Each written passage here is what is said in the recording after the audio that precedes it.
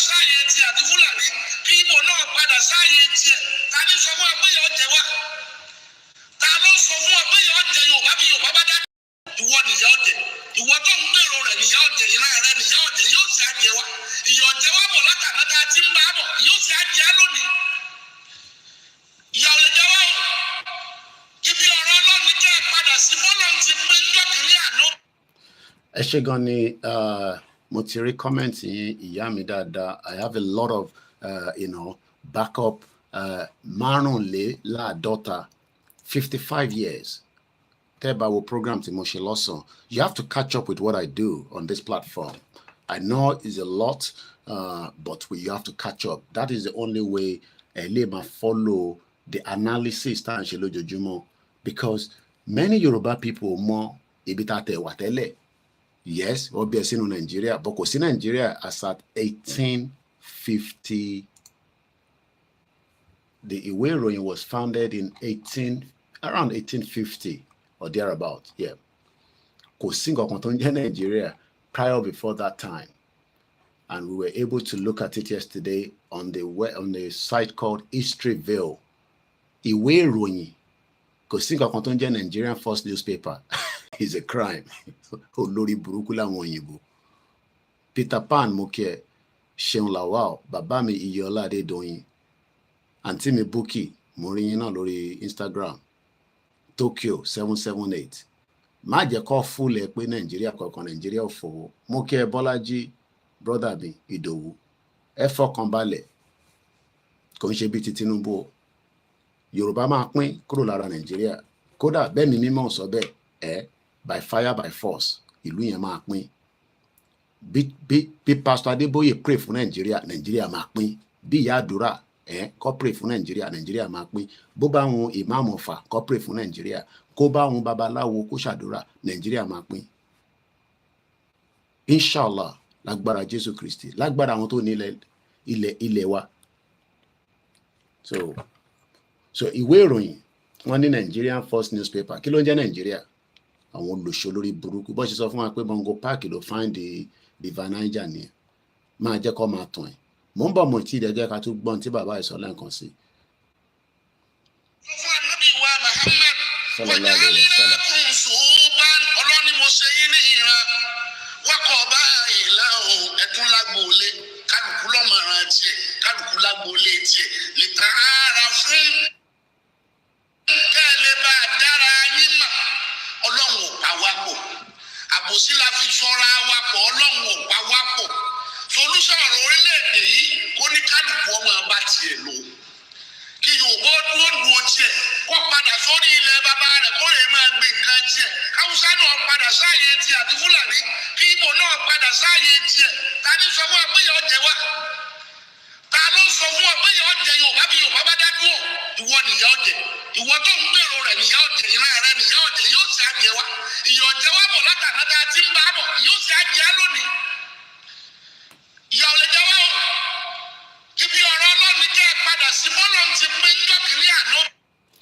bọ́lọ̀ ti pin níjọ́ àná bẹ́ẹ̀ náà ni ibẹ̀ náà dédé máa padà sí lágbára Elédùmarè. Mo kí Professor Adebanji Akintoye, àwọn ni leader, kò ń ṣe fún gbogbo ìran Yorùbá o. Àìmọye àwọn bàbá òfò tó ti fi Nàìjíríà jẹun títí àwọn bàbá ìkà, àwọn ìyá ìkà, àwọn politics àgbàtàmàlà. Mo kí ẹ bàbá mi Ayẹni Adégbóyè Phillips, Ẹniọlá Olúwaṣe, mo kí yín. Ọlọ́run fún wa ní èdè, ó fún wa ní àṣà, ó fún wa ní ìtàn pè ní ọgbọ́n. Wọ́n náà wá dá ìwé kan sílẹ̀, ìwé ìròyìn ló ń pè ní 1859. Mo kí ẹ Ablis 2011. Ibi báyìí ò ń ṣe ibi tó ti ń sọ̀rọ̀ okó àtòbò. Tó bá ń wá ibi tó ti ń sọ̀rọ̀ okó àtòbò, wà á lọ sí platform yẹn. Tó bá wá ibi tó ti ń ṣe fracas, ìyẹn wà. Oríṣiríṣi platform ló wà lórí social media. Tó bá ti wá síbí báyìí, ọ̀rọ̀ bá ṣe máa gbára wa kúrò lọ́wọ́ àwọn amúnisìn. Ìlú òyìnbó lèmi wà. Mo ní láti wálé. Ibi báyìí ló ti dá wàhálà sílẹ̀. Ibi báyìí náà láti máa pinlẹ̀, tá máa pin kúrò, tolúkálukú máa lọ́nlọ́ ẹ̀.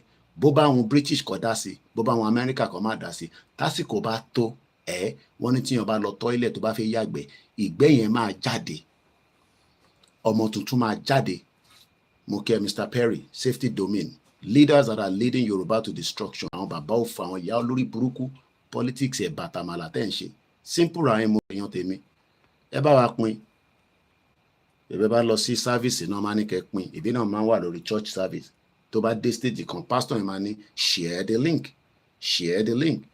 Kò dẹ̀ sẹ́ni tọ́lọ́run dá, kò sẹ́ni tọ́lọ́run dá tó lè mú.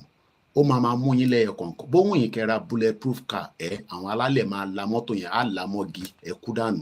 Ẹ̀yin olórí burúkú tó ń fìyà jẹ gbogbo wa. Àwa ń sá káàkiri gbogbo àgbáyé. Èyí tó sọnù ní gbogbo àlọ́ wá 24 years ní UK. Èyí tó sọnù. Mo kí ẹ coach Adigun Daniel, kábọ̀ sórí ètò. Ó ní Nàìjíríà ti tán, ìlú lórí burúkú. Iléèwé ìròyìn tá a dá sílẹ̀ ní 1859. Tí àwọn tó dá sílẹ̀ níjọ́ náà lọ́wọ́ ọmọ tó ń ṣe. Bàbá mi sùn lódò, mo kí yín yáre. You die for Nigeria in vain. Wàá kọ̀ kú dànù twẹ́. Ọlọ́run bá foríjì Rashidi Yekini. Afẹ́lẹ́ máa rántí pé bàbá kan wà tá ń pè ní Rashidi Yekini. Àìmọye bẹ́ẹ̀ lọ. Samuel Okparaji. Ìwọ náà máa dárúkọ. Àná MKO Abiola, ọmọ MKO Abiola ó ti jáde. Ó ní olórí burúkú ní Kọ́lá. A máa sọ̀rọ̀ olùfàǹṣà díẹ̀ lálẹ́ kó lè bá yé ẹ. Ó ń ṣe kí bọ̀rọ̀ kí pẹ̀lú ọmọ Babangida nígbà tí wọ́n bàbá ẹ̀ wà níbi tó ti bàbá ẹ̀ mọ̀. Olórí burúkú Kọ́lá Abiola. Ó ní kò tí ì lè manage affairs MKO Abiola. Ó náà fi ṣe president Nàìjíríà. Ọmọ òfò, ọmọ àdánù, ọmọ tó yẹ kó ti nígbà tó lóyún ẹ̀ tó yẹ kó ti flush ẹ̀ dànù. Ẹ̀wọ̀n MKO Abiola. Àbó ìtì gbọ́ interview yẹn. Ṣé o ìtì gbọ́, ṣé n play fún ẹ kó lè bá gbọ́. O ìtì gbọ́ àbí o gbọ́ pé ọmọ Abiola ti jáde. Ó ní olórí burúkú ní Kọ́lá Abiola o. Olórí burúkú gbáà ni, ọmọ òfò. Ó ní kò ṣe tó yẹ kó ṣe. Ẹ ṣe gan ni ìyá mi Jọkẹ́ Bọ́dúnrin. Wọ́n ní 55 years mean 45. Níbo ni Nàìjíríà wà nígbà náà tó fi pa àwọn tọ̀nà ọkú 12 fún Nàìjíríà. I'm going to fix Nigeria. Orenu ẹ̀ṣọ̀tọ̀lọ̀. Wọ́n dẹ̀ ti ní kí n má bù yín mọ́. Fix Nigeria. Àní MKO Abiola, Kọ́lá Abiola olórí burúkú ọmọ àlè. Wọ́n náà ń ṣe kí bọ̀rọ̀ kì pẹ̀lú ọmọ Babangida nígbà tó ti bàbá ẹ̀ wọlé. Ọmọ òfò, ọmọ àdánù. Olórí burúkú awítán. Ó náà wà tá à ń ṣe Yorùbá nation ká gbẹnu dákẹ́. Orí bọ́ ṣe pa bàbá ẹ̀ dànù. Babangida pa bàbá ẹ̀. Bí Babangida ṣe pa Délé Gíwá náà ló pa bàbá ẹ̀ dànù. Pẹ̀lú àwọn òyìnbó lórí burúkú, àwọn olòṣì tó fi jẹ́ kí Kábíọ́lá débẹ̀. Wọ́n mọ̀ kí Kábíọ́lá débẹ̀, á ṣeré kankan ṣe. Tinubu ti débẹ̀ nísìn, ẹ̀rí bọ́ ṣe dẹ́kun ẹ̀ mú. Ẹnu ni gbogbo àjọ wà yẹn. Mo kí Abiola King. Jagaban, wọ́n ti so ẹpọ̀n ẹ̀ mọ́lẹ̀. Ẹpọ̀n Tinubu ti so mọ́lẹ̀. Mo kí Adéwùnmí, Adénípẹ̀kun, mo kí yín.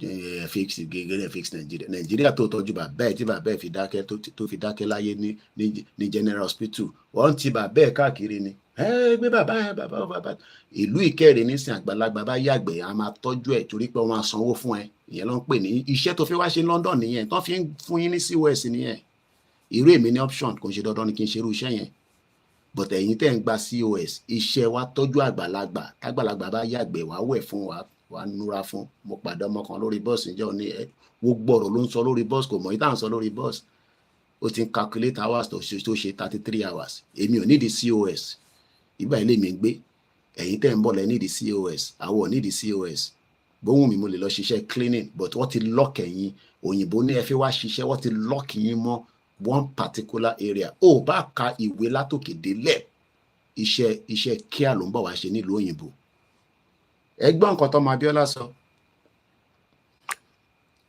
lóde tó jáde. When those same people who said that they were going to kill Abiola, I don't understand how David Mark became the Senate president and we're saying we're the democracy. Abdul Salam can come and talk about, he's talking about peace and peaceful election. What does he not understand about peaceful elections? People have died in this 30 years. I'm talking Abiola children who could not buy medication. Oh, they are medicine. MK Abiola. The Abiola family were not that much because people are thinking that 55 in my father was alive. He was paying for 103 children to go to school. But like I said, not all of them were. So after the blood test, we happened to be 55. Are you in a good relationship with Kola? Last time I saw him, he said, and I will quote his words, do I want to do fire for fire? And I asked him, I wondered how he thought he could be president. You cannot manage Abiola Empire. How do you want to rule Nigeria? He could have been a voice. He could have been a strong voice of true democratic value. He could have. He chose not to. Apparently, at the time, my father was still in jail. He was having relations with Babangida daughter. So you're still with ọmọ òfò bàbá ẹ̀ mọ́lé ó ń ṣe jigijigi pẹ̀lú ọmọ Babangida lágbè bí àṣà Yorùbá wòye ìgbín ló ń lá olórí burúkú ọmọ àlè ṣàmọlélẹ ìyẹn ilé ìkọlù ìyẹn Kọ́lá Abíọ́lá ẹran tí pọ sọ̀rọ̀ sí àwa Yorùbá nation àti wá àṣírí tí wá tú nísìn ìgbín lọ́nà ńlá ọmọ ìyẹn ni wọ́n wá ń dúró wọ́n náà wọ́n MKO Abíọ́lá MKO o mẹ́ntàn pè lẹ́ MKO tó o bá mọ̀ jẹ́ ìfojú MKO wọ́n náà wọ́n mọ òrówó ra oògùn ìyẹn ni wọ́n wá náà fi fix Nàìjíríà. That is how they destroy Yorùbá people. ṣèbí bọ́ ṣe destroy gbogbo tí bàbá wó lọ́wọ́ ṣe náà nìyẹn.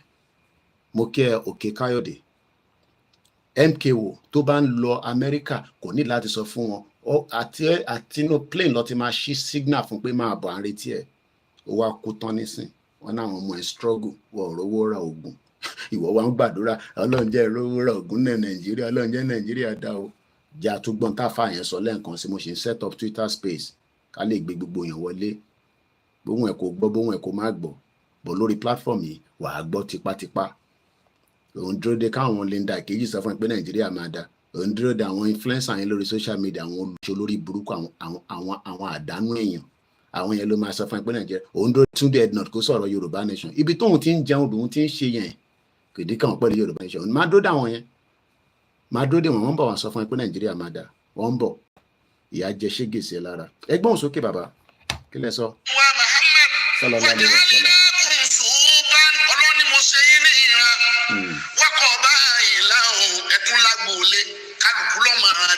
Kálukú lágboolé tiẹ̀ lè ta ara fún kẹ́lẹ́ bá dára yín mà Ọlọ́run ò pa wá pọ̀ àbòsí la fi sọ́ra wá pọ̀ Ọlọ́run ò pa wá pọ̀ solúsàn ọ̀rọ̀ orílẹ̀-èdè yìí kó ní kálukú ọmọ bá tiẹ̀ lò kí Yorùbá dúró tiẹ̀ kó padà sórí ilẹ̀ bàbá rẹ̀ kó lè máa gbé nǹkan tiẹ̀ káwùsá náà padà sáàyè tiẹ̀ àti Fúlàní kí Ìgbò padà sáàyè tiẹ̀ tani sọ fún wa pé yọ jẹ wá ta ló sọ fún wa pé yọ jẹ Yorùbá bí Yorùbá bá dá dúró ìwọ nìyà ọjẹ ìwọ tó ń gbèrò rẹ nìyà ọjẹ ìran rẹ nìyà ọjẹ yóò sì àjẹ wa ìyà ọjẹ wa bọ̀ látàkàtà tí ń bá bọ̀ yóò sì àjẹ á lónìí ìyà ò lè jẹ wá o ibi ọ̀rọ̀ mi jẹ́ padà sí bọ́lọ̀ ti pín jọ́kìnrí àná. bẹ́ẹ̀ padà síbi tọ́rọ̀ Ọlọ́run sọ ẹ̀yin òṣèlú yẹn Ọlọ́run á mú yín kò wá Elédùmarè á mú yín á pa gbogbo yín dànù torí ìkà nìyín. mo ń bọ̀ mọ̀ tí dé I'm sure pé tí máa rí fídíò yìí ẹ lè má tí ì rí tẹ́lẹ̀ ẹ jẹ́ kí n kàn play kí n wá play anthem lẹ́yìn ẹ̀ ṣáà rọ ọlọ́pàá tí Fúlàní ẹ ṣáà ti rí lè gbogbo ilẹ̀ ti rí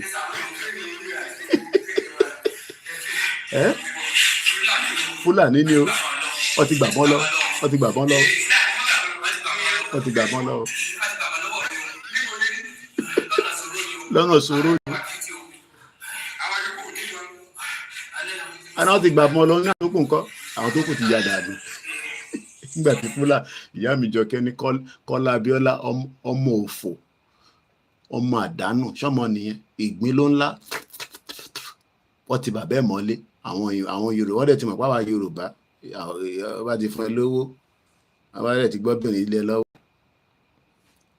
Ifá dìde sọ fèmí ni Ifá ó dìde ó wọ́n ní mi àwọn wòlíì pè mí àáfàá pè mí pé obìnrin ni kò sá fún nínú ìrìn àjò yìí tó wàá mú ẹ mọ́lẹ̀ tọ́ba tí wọ́n tọ́ ti ń bẹ sọ̀rọ̀ kínní kan tó ń sọ̀rọ̀ Yorùbá nation tètè já dànù nǹkan mi ló ń wá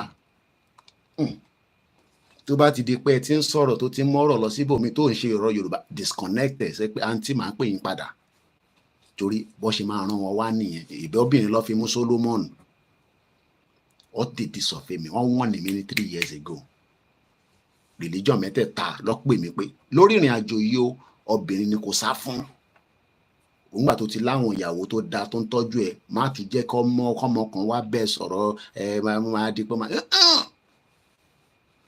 olórí burúkú ọmọ Abíọ́lá ọmọ òfò mo kí bàbá mi Ahmed Jamil Adékúnlé mo máa ń gbádùn kọ́mẹ́ǹtì yín kọ́ba Elédùmarè bá ń dúró tì yín àwọn bàbá tó ní ọpọlọ àwọn tó ń wo future lọ́la ìwé ẹlẹ́nu iṣẹ́ ọpọlọ máa fix Nàìjíríà Samson àti Dahali obìnrin mo kí yín ẹ̀yin ìyá wa kò ní bàjẹ́ fún yín ẹ jẹ́ ń fi tv mi kí n máa wo ohun tó ń lọ mẹ́rin mo láìkì ohun bàbá láìkì ohun yẹn ni ẹ jẹ́ agbóhùn yẹn lẹ́ẹ̀kan sí ká wá play àǹtẹ̀ náà bí mi sọlọ lọ́dọ̀ rẹ̀ sọlọ. ọlọ́ni mo ṣe yín ní ìran wákọ̀ báyìí láhùn ẹ̀tún lágbóolé kálukú lọ́mọ̀ràn tiẹ̀ kálukú lágbóolé tiẹ̀ lè ta ara fún kẹ́lẹ́ bá dára yín mà ọlọ́run ò pa wá pọ̀ àbòsí la fi fọ́ra wá pọ̀ ọlọ́run ò pa wá pọ̀. kò wá ń ṣàwàlà ṣàbòsí yẹn bẹ́ẹ̀ ni Kọ́lá Abíọ́lá is eating ìgbín tó nírun tó bá ti lábá tó já olùṣe ọmọ òfò àwítán ní káwa shut up àwa tá à ń ṣe Yorùbá nation àṣegbìn ló ń lá káàkiri àwọn the same people tó gba Délégi wá àwọn ló gbègbè fún àwọn ọmọ Fúlàní ló lọ ń ládìí wọn olùṣe lórí burúkú ọmọ àlè àwa kọ́ la para wa pọ̀ òyìnbó ló pa wá pọ̀ ó yá ẹgbọ́n sókè iṣẹ́ wa fúnlẹ̀ wá forílẹ̀ ibi wa kàgbéga kàgbéga kàgbéga falẹ̀rí ìgbàgbọ́ wà ní pé bàtí bẹ̀rù làbọ̀ mọ́ ká ṣiṣẹ́ ká jọlá ìṣọ̀kan àtòmìnira ní kẹjẹ ká máa lépa ìtẹ̀síwájú fọ́pọ̀ ire àtòhun tó dára ọmọ Oòduà dìde bọ́ sípò ẹ̀tọ́ rẹ ìwọ ní ìmọ́lẹ̀ ògo adúláwọ̀. Bàbá mi Adéwùnmí Adénípẹ̀kun wọ́n ní useless son òun ló yẹ kó jáde kó yẹ kó dúró fún gbogbo ọmọ Yorùbá pé ẹ pa bàbá mi nígbà aṣọ ti gbégbin lé lọ́wọ́ kò lè sọ̀rọ̀ ọmọ òfò. Mo kí yín bẹ́ẹ̀ ṣe ń darapọ̀ mọ́ orí ètò yìí. Ẹniọlá ní sir please I would like if we can undercloth òyìnbó yẹn lágbára ẹ má dà mí lórí irú láàárọ̀ ẹ bá ń tún kọ́ mọ́ ìtẹ́kọ̀ yẹn ò yé mi ajú wọn ló wá fẹ́ mi mo kí yín. So as usual ẹ ti rí topic màá ka gbogbo tí bàbá Akintoye kọ síbẹ̀ ó lè jẹ́ 1 page mo tí ì kà tẹ́lẹ̀ a dẹ̀ tún máa ṣe audio ẹ̀ jáde náà so that a lè easy fún àwọn tí wọ́n bá fẹ́ máa gbọ́ nínú audio. So n ti máa ṣe nísìnyí pé kí n tó lọ sórí live ti Twitter màá rìkọ́dì ẹni tí mo fẹ́ kà yìí so that a ṣe pín síta. So torí kò ń ṣe gbogbo ẹ̀ ló ní access láti ra internet wọ́n ti make ẹ̀kọ́ wá expensive olórí burúkú ni wọ́n mọ̀ ní ìka ló fi ń ṣe fún yín. pálọ̀ yìí ni mo sùn sí látọ̀sán bẹ́ẹ̀ ni tó lóyún ni tó bá yẹ pé obìnrin ni mí ni ìyàwó mi àmá ni mo ti lóyún wọ́n bẹ̀ mí títí mo dá wọn lóhùn gbogbo wọn fi lọ sókè wọ́n fi mí sílẹ̀ ní pálọ̀ ni kó tó bá yẹ wá dìde wá sókè mo ń bọ̀ pé mi máa ń láìkì practical lórí ṣíbi ti jábọ́ lẹ̀lẹ́ sórí ìtọ́sí fún mi ìtọ́sí lálẹ́ àná sórí mo ì tí ì jẹ tèmi sórí òun lélẹ̀ òun ni ebi kọ́ ló ń pa wá ebi ò pa wá nílùú òyìnbó ọ̀rọ̀ mi ò yẹ ẹ̀yin tẹ́ wà ń bẹ̀ mo fẹ́ kẹ́yìn náà rí dáadáa mo ń bọ̀ ẹ jẹ́ n yọ kúrò nínú ẹ jẹ́ n fi sí plane ìwọ lebi ń pa ebi ò pẹ́ tó wà nílùú òyìnbó ọ̀rọ̀ ebi kọ́ ló ń pa wá in tó ń ṣe wájú ọ̀rọ̀ ebi lọ sórí mo mọ àwọn ṣàmàṣàmà chicken tomato ata èlò ló ń ta ata lọ́dọ̀ yín nísìn má tètè darapọ̀ mọ́ Yorùbá Nation ká lè tètè ní ayé tó dáa sórí èmi ò tí jẹ bí mo bá wá parí program yìí tètè bá pa mí màá rólẹ̀ mọ́ bread ebi kọ́ ló ń pa wá ebi kọ́ ló ń pa in tó ń ṣe wájú ọ̀rọ̀ ebi lọ 24 years nílùú òyìnbó ó ti súyàn àfi padà wálé má ní kí n wá nísìnyàn ní basic amenities bí wọn bá fi yàgbẹ́ nísìn bí tí bá wà níjẹ̀bú òde bá flush kò omi di òde jáde ó bá yá gbogbo ọmọ wake up ó kù díẹ̀ ni mo sọ ẹ ká wọnú ètò lọ a rí pé tí bá ti sùn tí bá ti jí bẹ́ẹ̀ egungun mi lé ni àwọn beats mi ni energy mi ni ẹ̀rọ bó ṣe ń wò mí tó fi náà mi lẹ́gbàá ṣé èmi ni Yàyà Bello tó jí owó ṣé èmi ni Yàyà Bello èmi ni Dino ẹ̀rí gbogbo àwọn sínétọ̀ ni tí mo kó jáde bí ọmọ ọjọ́ mẹ́jọ bí ṣe máa kó wọn jáde nìyẹn gbogbo àwọn sínétọ̀ yẹn máa dárúkọ wọn lójú Ọlọ́run jẹ́ kí n tún rántí lálẹ́ ìka tó parí program gbogbo wọn ni máa dárúkọ mo kí Akeem Salami bàbá mi Káyọ̀dé ni teacher we are waiting for the lecture ẹ jẹ́ ká sáré wọnú ètò so mo máa record ẹ̀ náà so ẹ jẹ́ kọ́kọ́ lọ mú so interfaith discourse our youth development program will transform our nation ó ń ṣe Nàìjíríà o so page 29 then àwa máa ṣe oríṣiríṣi analysis lé lórí so mo ti kọ́kọ́ bẹ̀rẹ̀ pẹ̀lú oríṣiríṣi àsíá ìyẹn ló máa ń jẹ́ kí ètò dùn wọ́n ní all work and no play make Jack a dull boy so ẹ jẹ́ ká lọ wá interfaith discourse lé lórí ọ̀nà pé page 29 ló wà ọmọ Oòduà dìde àti ṣẹlẹ̀ ní last week we will revive our and strengthen our education yẹn la ṣe ní last week our youth development program will transform our nation so mo fẹ́ record ẹ̀ náà so tí bá ti ń kà síta àwa mùsùlùmí á ní bisimilahi àwọn kìrìsìtẹ́nì á ní in Jesus name àwọn oníṣẹ̀ṣẹ̀ á ní àbọ̀rú àbọ̀yè ó yá. Our youth development program will transform our nation. In the opinion of the most Yoruba people, the most damaging impact of Nigeria on our Yoruba nation is Nigeria's impact on Yoruba children and youth. In Yoruba culture, children and youth are highly valued as the most important asset of every family and of society, and as the pillar of future strength and prosperity. Consequently, Yoruba people devote more attention and resources to proper development of the children than most other peoples do. In modern times, when Western education has become the surest means of rising in society, Yoruba parents have commonly put enormous resources on school education for their children, often selling homes and other valuable assets for school fees and college fees, even to the totally illiterate Yoruba parents. Helping the children through the school is the most important life pursuit in our time. Nigeria has seriously hurt this highly cherished Yoruba agenda of child and youth development in two painful ways. First, under the leadership of a people, the Fulani, who despairs and fear Western education. The quality of education has been made to fall steadily at all levels in all parts of Nigeria, including Yoruba land, to the great sadness of Yoruba people. Increasing numbers of Yoruba families are responding by avoiding the public schools where education has seriously deteriorated and finding the money to send their children to private schools, which are usually more expensive, but where education is better.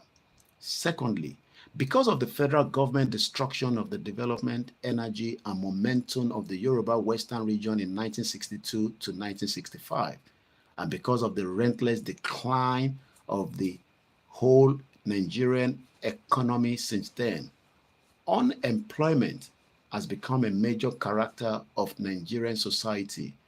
Nigeria's unemployment rate is one of the highest in the world today. And Yoruba society is terribly devastated by this massive unemployment.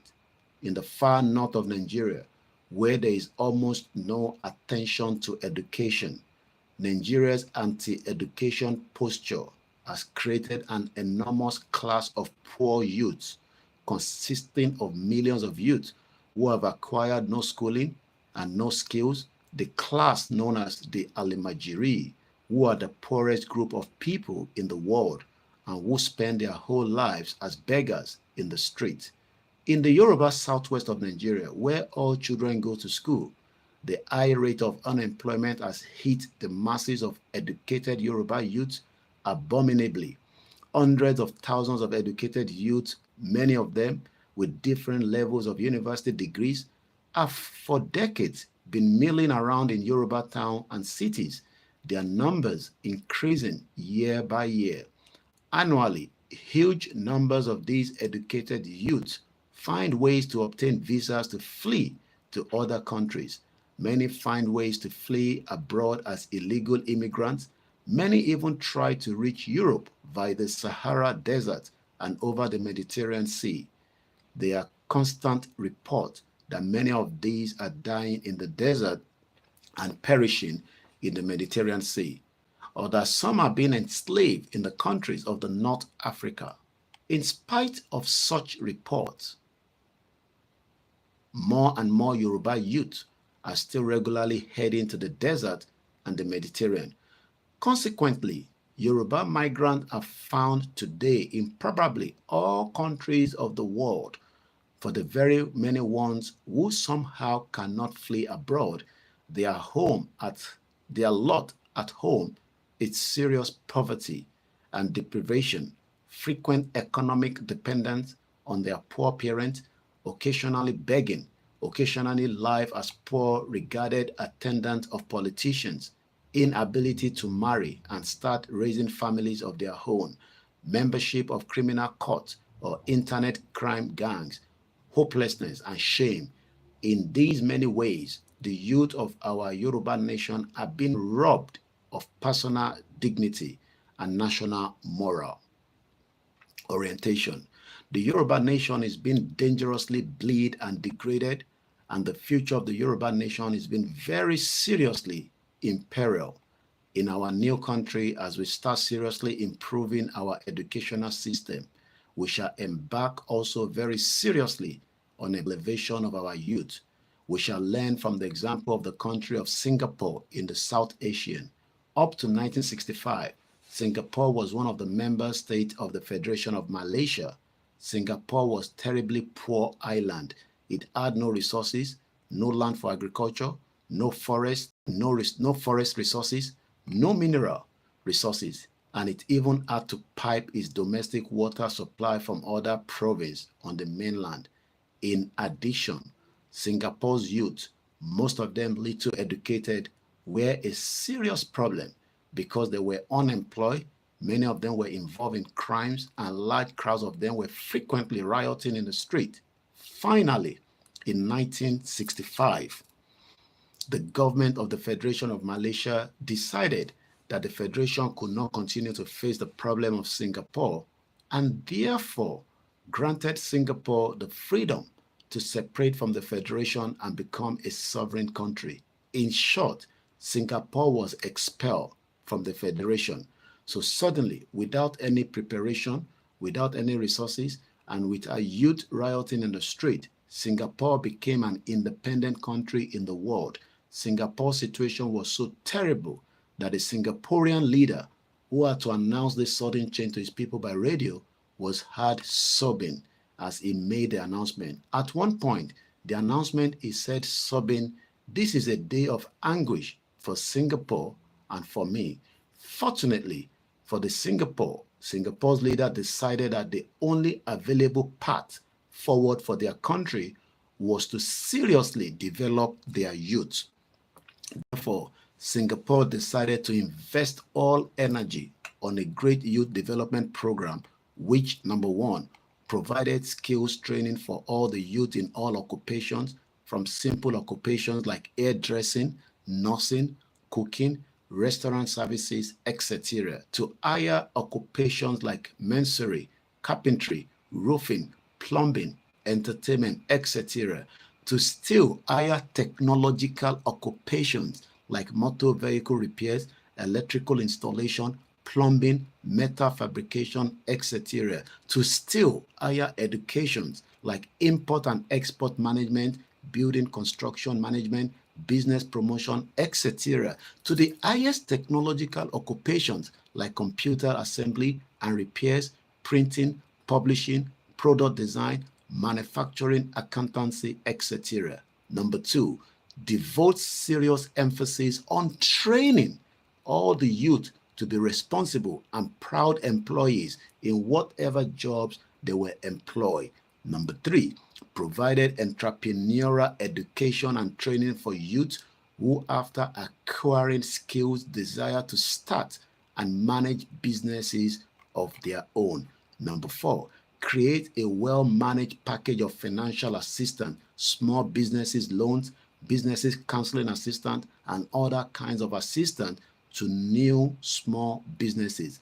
Singapore then offered attractive incentives to foreign investors in order to attract them to come to invest in capital, establish business in Singapore, and thus boost employment opportunities for Singapore's youth.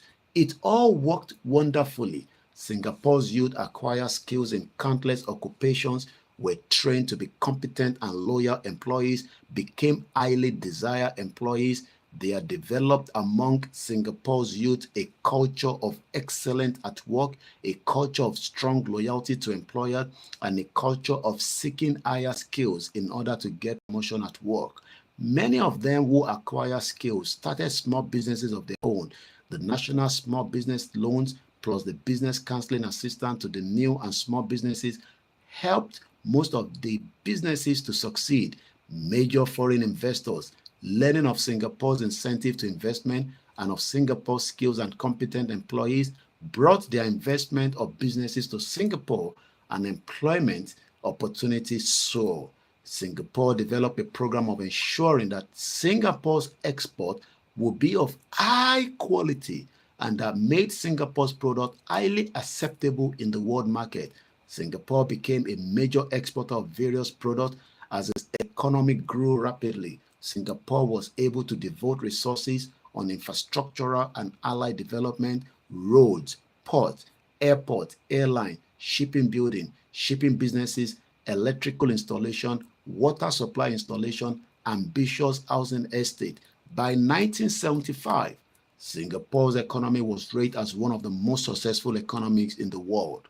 Singapore became known worldwide as the Asian success model. In 1976, our father, Chief Obafemi Awolowo, sent one of his young Yoruba intellectuals to go and see the miracle that was happening in Singapore and to write a report on it. Papa then had the Singapore development model incorporated into his party's grand plan for the development of Nigeria. But as we remember, in 1979, our father's bid for the chance to develop Nigeria was fraudulently rejected through the rigging of the 1979 presidential election. And now we know better. We know that Nigeria is impossible to develop that nobody can develop Nigeria happily. We decided to separate our Yoruba nation from Nigeria. So in our new country, our Orile-ede Yoruba, we shall benefit from the Singapore Youth Development Model and the Singapore's other development programs, and also go into other development programs that we have the resources for, and that Singapore did not and does not have the resources for. We shall go into modern agriculture, including specialized organic and export farming. We shall borrow agricultural method from the Israel kibbutz system and create a youth farm communities which we shall call Ileto, each of which will be able to protect and defend itself competently. We shall go seriously into agricultural product processing, marketing and export, into design and manufacture of agricultural tools and machinery, modern livestock, ranching and meat export, dairy farming, dairy product export, mining and minerals refining and export, wood product processing and export, various traditional specialty industry like tie and dye and other traditional fabric product, bronze casting, various wood and rant product, etc. for exporting. We shall offer attractive incentives to investors and businesses in order to encourage investment and businesses ventures by our own people and to attract investment and businesses from the outside world. We shall offer attractive incentives to our youths in the diaspora, including particularly those who have resided abroad in high-tech jobs or in high-tech experience or connections, to return home and use their knowledge, job expertise, and their connections to create for our country a strong share in the world's high-tech industries and high-tech supply chains, including but not limited to semiconductor, electric vehicles, solar energy technology, drone technology, etc. These are fields in which our country can quickly catch up with the world's leaders, fields that will help our country to grow rapidly, to avoid the middle income trap, and to quickly transform into high income economy.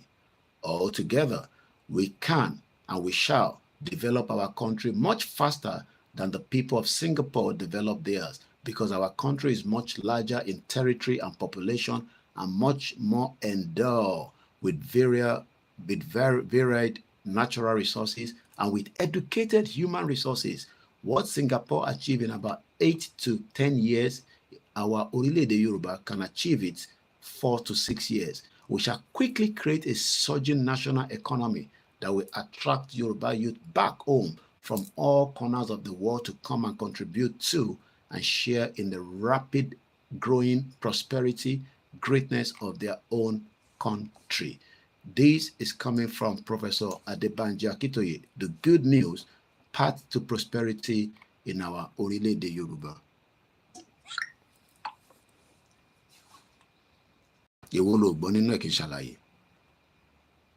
Mo kí bàbá mi Tíò Adéṣínà. Thank you so much. Ìyá mi Fatima, salamu alaikum.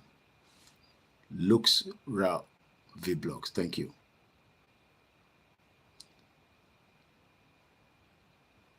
Talile, let's discuss issue. Leave Singapore. Orí òpè lórí platform yìí, idiot. Yẹ́ lè ṣe darapọ̀ mọ́ ni. Ìjáyà mo kí ẹ.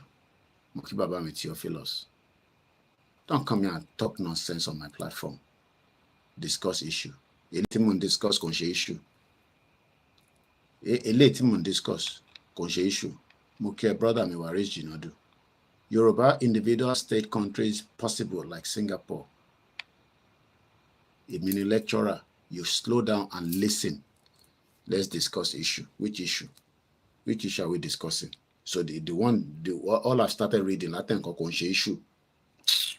Just come on platform and talk nonsense. Don't talk nonsense on this platform. Mo ṣàìsùn pé kíyàn kan wá stress mi níbí báyìí. Take you out. And sorrow nǹkan tí bàbá Akintoye ní ká kà síta. Òní let's talk issue. Let's leave Singapore. Ọgbọ́n lọ́gbọ́n kọ́ lọ́nìyàn máa fi ṣọgbọ́n. Come on the platform. You slow down. You listen.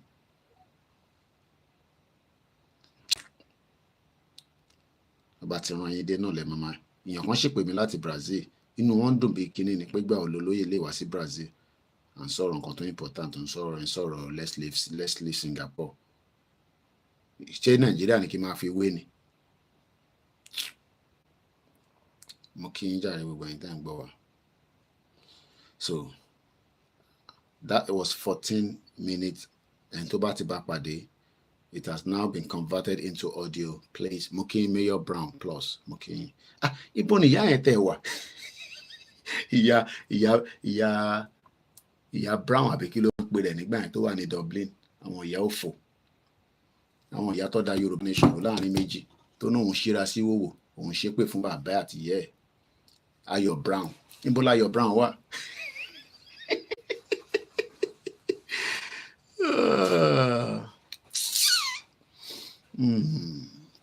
mo kì í ẹni Ọlọ́run dá ní don't mind that person o àwọn tó máa distract èèyàn à ń sọ̀rọ̀ ní tí mò ń ka oníká fi Singapore sílẹ̀ so gbogbo tí mo kà látẹ̀kan ìyẹn nìkan lẹ mú jáde mo kí gbogbo yín we've read that so what is going to happen till Sunday we'll be discussing all kind of areas in that particular discussion so what we tend to do is since what came out of that particular discussion because I actually went up back so I want to bring it back again close to me. Moki Obonyo, good morning. Mr. Abiodun Wasi, good morning. I am just doing my own job just like Bento Philosophy Bishenoni. So ẹ má worry pé Koiki ó tí sùn tí bá lọ ṣiṣẹ́ night ó gbọ́dọ̀ sanwó fún mi. So doing this for the Yoruba people is a great joy for me. I've served the British for 24 years. I've been living here since 1998. Ó máa pé 25 years. Èmi mo mọ tí mo ti forí mi fà, working here night, day, time, whatever. So but for now, we are serving our people and we are pleased and happy about it. Yeah. So the topic is our youth development program. Don't expect any outcome from Nigeria to develop any youth program. The other day I saw Dayo Israel. And they're thinking on discussing the future of the youths in Nigeria. All this criminal, youth politician, Dayo Israel. Very intelligent guy. But we're not the president, we're not the governor, we're not the senator. Jamesoke politics. So, most importantly, looking at this, what Baba Akintoye wrote in this particular slide, because we're dealing with it every week, you realize that a lot of things came out of it. Lákọ̀ọ́kọ́, Baba Akintoye jẹ́ kó yé wa pé kò sí ìdílé kan tí kò fi rán ọmọ ẹ̀ lọ sí school in Yoruba land. Even the poorest among us, actually, come with a local títí primary school, because one more way, that is the step, that is the beginning of a journey. Kí lẹ wá rò pó ṣẹlẹ̀? What went wrong? Mokiya Taiwo Kike Ekaroma, Mr. Samson O Adebisi, Oni Dublin, Shatabando, Ayo Brown, ó ti sálọ bẹ́ẹ̀ ni Ayo Mekundamiju, ìyá òfò yẹn. Ayo Brown, ìyá jagba, ono shira sí wo ń ṣépè fún Baba Akintoye. Earthmen are still operating on the ground. No, they're not even operating on the ground, they're operating openly. Moki Baba mi Simon Adebisi, the Earthmen, don't play any Fulade, they're operating on a daily basis. Ẹni tó kàn ló mọ̀, kọ́lọ́n kó ṣàánú wa, kọ́lọ́n má yẹ kó jí wa gbé. Brother mi Adéwùnmí, and I'm reading most of your comments tonight, so it's a bit relaxed program. So konje my face comment. So if you put your comment out, Baba mi Edun Yusuf Abiodun, so I'll pick your comment and I'll read it out. I'm being honest now. Only Yoruba nation is our paradise, the promised land that we are waiting for. Mr. Fatai, Motajo Mokinsa, only more wisdom, Mr. Koiki. Allah only wisdom. Mokia brother Mayo Mikundamiju, baby in Kombe. It's good to see you. Bank African Confidential, mo kí gbogbo ẹ̀yin tẹ́ wà ní ìlú America, mo kí ẹ̀yin tẹ́ wà ní African country, mo kí àwọn tó wà ní Asian country, Arab countries. We have a lot of Yoruba people that are walking around the world in different places. Títí dé Russia, ìyẹn kan náà wà ní Afghanistan the other day, and we're spread all over the place, and we are well prepared for whatever situation tababarawa, especially when you leave Nigeria. Many people have traveled and they've developed, school, but they've developed their skills. Ẹni tó ń ṣerun a máa lọ sórí YouTube, a tún máa lọ wo bó ṣe ń ṣe mí tó yẹ pé a wà ní ti ìgbàlódé, kò dúró pé torí pé ti Yorùbá lòun mọ̀ ṣe, a tún lọ kọ́ míì. Ẹni tó mọ bó ṣe ń jó nǹkan, a tún máa lọ kọ́ díẹ̀ sí. So in tí bàbá Akintoye ń try láti ṣàlàyé ni pé these are things that Nigeria was never ready to, because the election of 1979 was rigged. Well, Jẹ́ kí bàbá Awólọ́wọ̀ wọlé is another different discussion. But right now, Baba Akintoye ní, in the opinion of most Yoruba people, thank you so much, Mayor Brown says, I am a war veteran and I take interest in this program. It's good to have you on the platform. Thank you. In the opinion of Yoruba people, the most damaging impact of Nigeria on our Yoruba nation is Nigeria's impact on the Yoruba children and the youth. You will notice that today, Eric, almost all the Yoruba land, we have people that are called all kinds of names. Each state has them. They are like the weapon for the politicians, and when they've used them, they dump them. And if they become very difficult, they will kill them. Most of them, they've been taken out of Nigeria some 20, 25 years ago because of some of the crime to commit Nile. Some of them have repented now, and I'm being honest. I want to totally understand. They were tools for politicians. But come about one day things will go against them. They've left Nigeria mostly to UK and mostly to America, and sometimes to other countries within Africa. Safety domain Yoruba nation is our fresh natural habitat.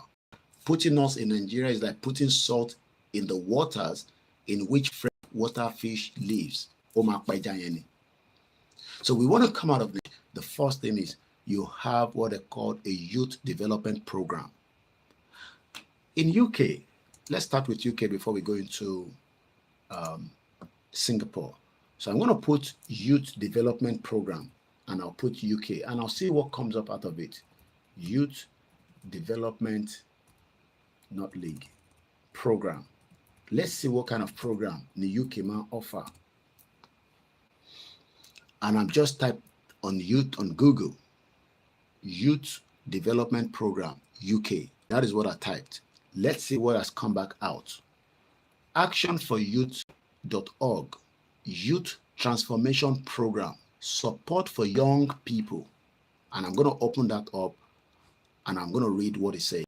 And because this is a platform that wants to reference to whatever we are discussing. So I'm also sharing the link. And I think Facebook allowed me to do some sharing right now on the Facebook. So let's see. When they post notes on the Facebook, let's hope. Well, Facebook man sometimes hit back. I think it's going through. I think so. Let's see. So let's move swiftly. At almost 3 a.m. in London. That will be 1, 2, 3, 4, 5. Ayomikun should be 10 o'clock like while America be. Some are 5 hours, some are 8 hours, but at least the average America is about 5 hours behind UK. So we're in 1, 2, 3, 4, 5. So about 10 o'clock local time in America. And I'll be posting these as well on my timeline, the Lori Facebook, so that you can also see what I'm talking about in case the Facebook or I can post this on the timeline. Once again, a very good morning. Canada, America, Some are just making their way to work right now. Once again, a very, very good morning. 7 p.m. in California. So that means 1, 2, 3, 4, 5, 6, 7. So you want 7 o'clock, 7 hours behind. Abi, yeah. 1, 2, 3, 4, 5, 6, 7, 8 o'clock in California. Yeah, I believe somewhere around there. Yeah. 7 p.m. in California. All right, so let's move swiftly. Eshegoni, my brother. Mokibu truck drivers. 9 p.m. in Texas. So you want 1, 2, 3, 4, 5, 6, 6 hours behind. America is a very beautiful place. Their timing is also different. Texas, California, massive. 52 states, Colorado, America. You wonder why some Americans never traveled out because, it's good morning. Now, we're talking about the Youth Development Program, and I've just opened one that says an Action for Youth Initiative is a program designed to support vulnerable youth, and you can imagine some America have not even visited up to 10. While some have covered it, I'm sure a Yoruba man or in Nigeria would have covered more. Nibito move from one place to the other, don't move from one place. And to America gone over Nibito BC for the last 30, 40 years. The breakout program is hard-hitting 12-week anti-knife and gang program designed to bring positive change to the lives of the young people at risk of being sucked into crime and of losing purpose in their lives. So what to wonder Koiki, okay, Chicago is 9 p.m. as well. Eshegoni, okay, into Chicago now. Easy, okay, brother, Miami Lungwa. So you can see how we have, Yoruba people in different parts of America. We've seen Chicago, California, Texas, Miami, and many more like that. Then I enter one in UK, Mokinyi as well. One thing we need to understand, Yoruba nation is our heavenly Jerusalem, which we earnestly behold to see, and we cannot wait. Shout out to many of you that are quiet. Ayomikuno want to cover 30 states out of the 50. Sometimes some people's job allow them to travel around swiftly and quickly, while some is just for one reason or the other. So brother Ayomikun says he has done 30 states already. Thank you so much.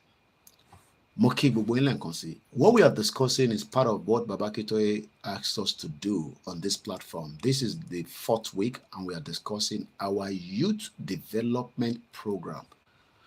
I always like to let you know that Konshi Nigeria and economic crime and many people that lives in UK knows what I'm talking about. So I'm going to give you some of the latest atrocities in the UK. Sometimes Nigbolodo BBC, because they try to avoid letting you know that there's crime in this country.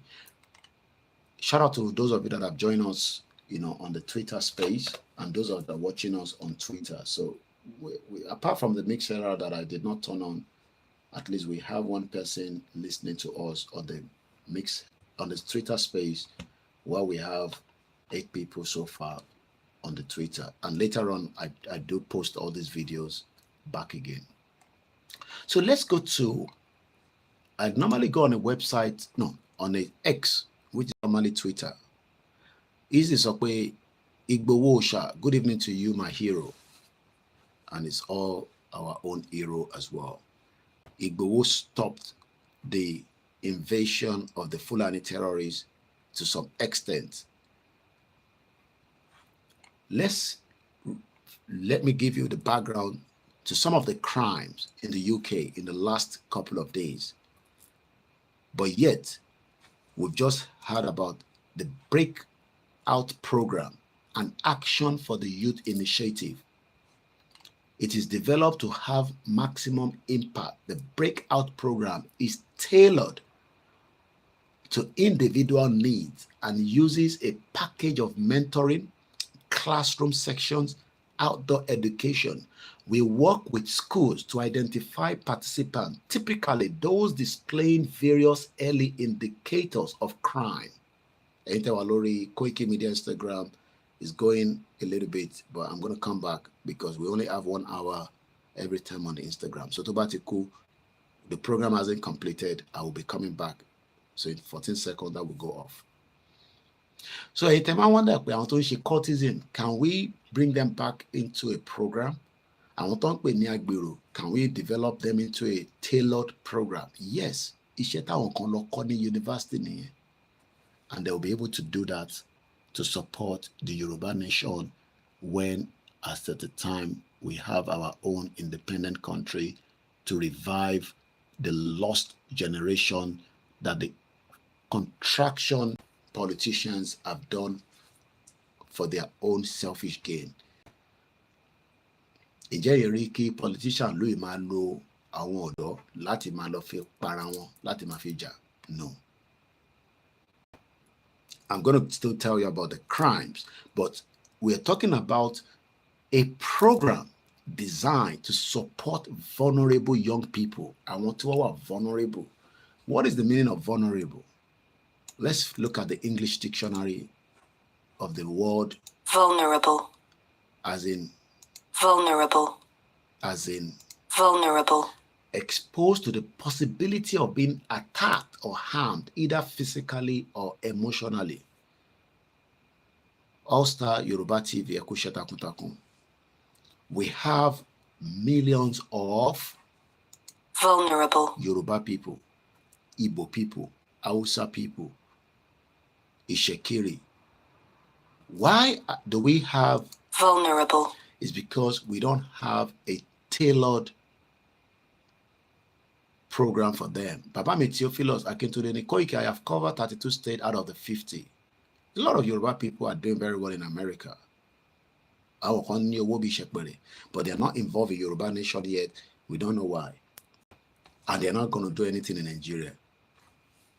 We have people that are doing logistics in America, people that are in IT, people that are in private business, and then we have other people that are also doing their own little things.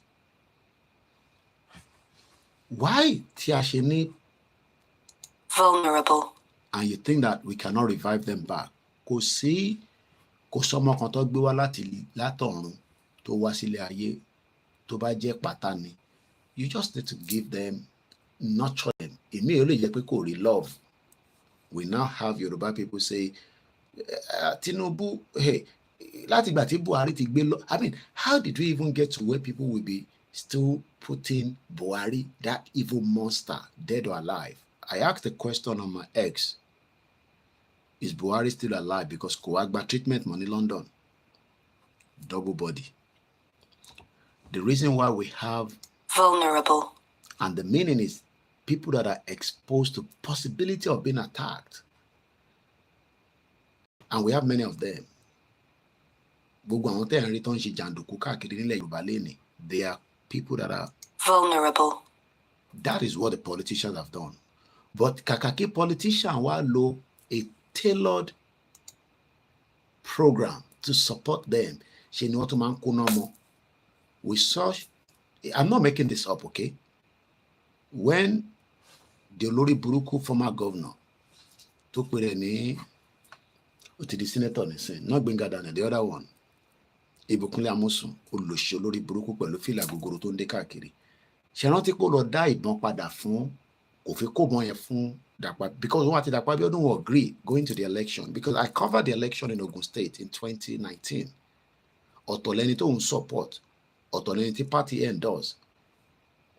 So later on we heard that ó lọ kó àwọn ìbọn tó rà ó kó padà lọ fún Inspector General of Police. Ìtò yẹ kó kó fún state government, the new governor tó ń bọ̀. I mean, because as a governor, when you're going, you will hand over to the new person tó ń bọ̀. But nítorí pé òun àti Dàpọ̀ Abíọ́dún wọ ọ̀rẹ́ going into that election, gbogbo ìbọn tó rà tó kó fáwọn ọmọ ṣẹ́rí gbogbo cultism tó ń ṣẹlẹ̀ ní ilẹ̀ Yorùbá lẹ́nìí, gbogbo àwọn politicians yẹn wọ́n mọ̀ nípa ẹ̀. They are using them for firepower. All Stars sọ pé those rich Yoruba got confused when Iya Mushi turned the movement to child play. Bẹ́ẹ̀ni, because wọ́n kọ̀ pé kí ni gbogbo yín ṣe kẹ́. But we hope that most of them will eventually come back. ìrìn àjò ni, ìyẹn ló ṣe ń pè ní movement. But à ń sọ̀rọ̀ nípa a particular topic tí bàbá Akintoye sọ lára 94-page document. Eléyìí I can say that so far ní gbogbo ìta tí ń bá bọ̀, eléyìí wà very very unique and important. Aláwọn ọmọ tó ṣe pátá nílùú yìí ọ̀pọ̀. Àwọn kan prison ló máa kọ́ lọ depending on their crime. Àwọn kan wọ́n ní jẹ́ kó lọ sí prison. Wọ́n máa ṣe ìtàn pè ní a tailored program. So before we go into the crime ní UK, America náà ní crime tiẹ̀ tó pọ̀. Àwọn tẹ̀ máa ń fìbọn ṣeré ní bẹ́ẹ̀ tó ń ra chewing gum lọ́rọ̀ ìbọn l'America. TV for Naija, welcome to the program. Ẹ bá gbọ́wọ́lé share button. Kò pọ̀ jù tẹ́ bá pín sí inú àwọn platforms yìí. Ẹ̀yin ẹ pín síbẹ̀ kẹ́ jẹ́ kó máa wonder pé ta ló ń pè ní Koiki. Ẹgbẹ́ jágbàjàgbà kúrò ní platform. Ẹ̀yin kọ́ lọ jù sínú platform yìí. Ẹ kọ share ilé kíkẹ́ lọ jù sínú ẹ̀. Ẹ fi tó kù lẹ̀. Ẹni máa gbọ́, ẹni tó ní gbọ́ ni. Bò kò sẹ́ni kankan kódà kó lọ ka 30 PhD ó lè fix Nàìjíríà. Tó bá darapọ̀ mọ́ wọn, ó máa di olè bí tiwọn náà ni. Some people go to politics to fix the problem. But nígbà tó bá débẹ̀ wá rí pé kò ṣeé fix, àwọn náà di kíni jẹun sókè. But l'America, people go into politics to support the people. Kò ṣe pé àwọn náà perfect. And I saw the America representative all of say India all about kí ló ń pè máa yẹn Dalima àbí kí ló ń pè that àwọn náà fẹ́ àwọn Tibet àwọn náà ti ń jà fún independence and their leader àwọn American Pelosi wà ní wọ́n pè ní Dalai Lama. His Holiness the 14th Dalai Lama Tenzin Gyatso described himself as a simple Buddhist monk. He is the spiritual leader of Tibet. He was born on the 6th of July 1935 to a farming family in a small hamlet located. China now won the money independent. He's been fighting for it for a very long time.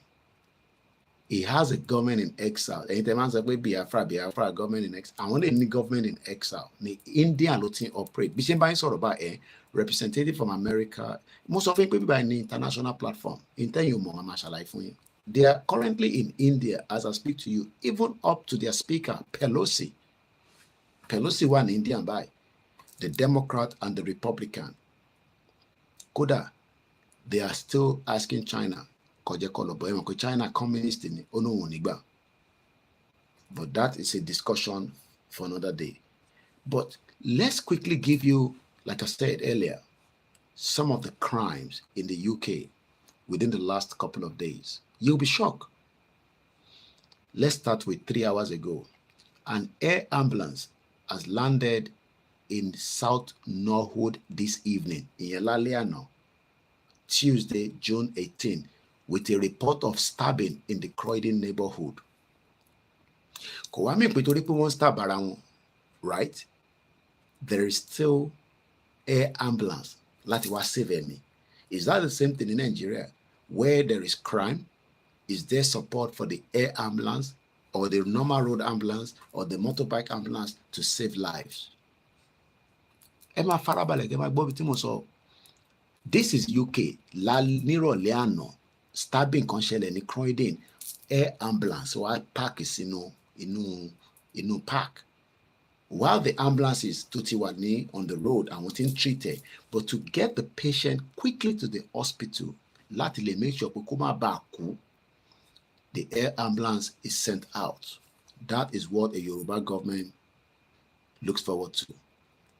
All Stars Yoruba sọ pé it is so annoying when Irolabi was saying èmi àti àwọn sister mi ni à ń sọ bí a ṣe máa ṣe. I told her I would do it this way. Those statements push away rich education Yoruba people. She has gone now, and gbogbo tó kù tó kàn ṣe nísìn is just a waste of time. She actually destroyed the movement. A lot of people were confused. Àwọn kan tẹ̀lé. In America yín tẹ̀ wá yẹn, àwọn èèyàn tẹ̀lé Dúpẹ́ Onítìrì. people that I was thinking that are well educated.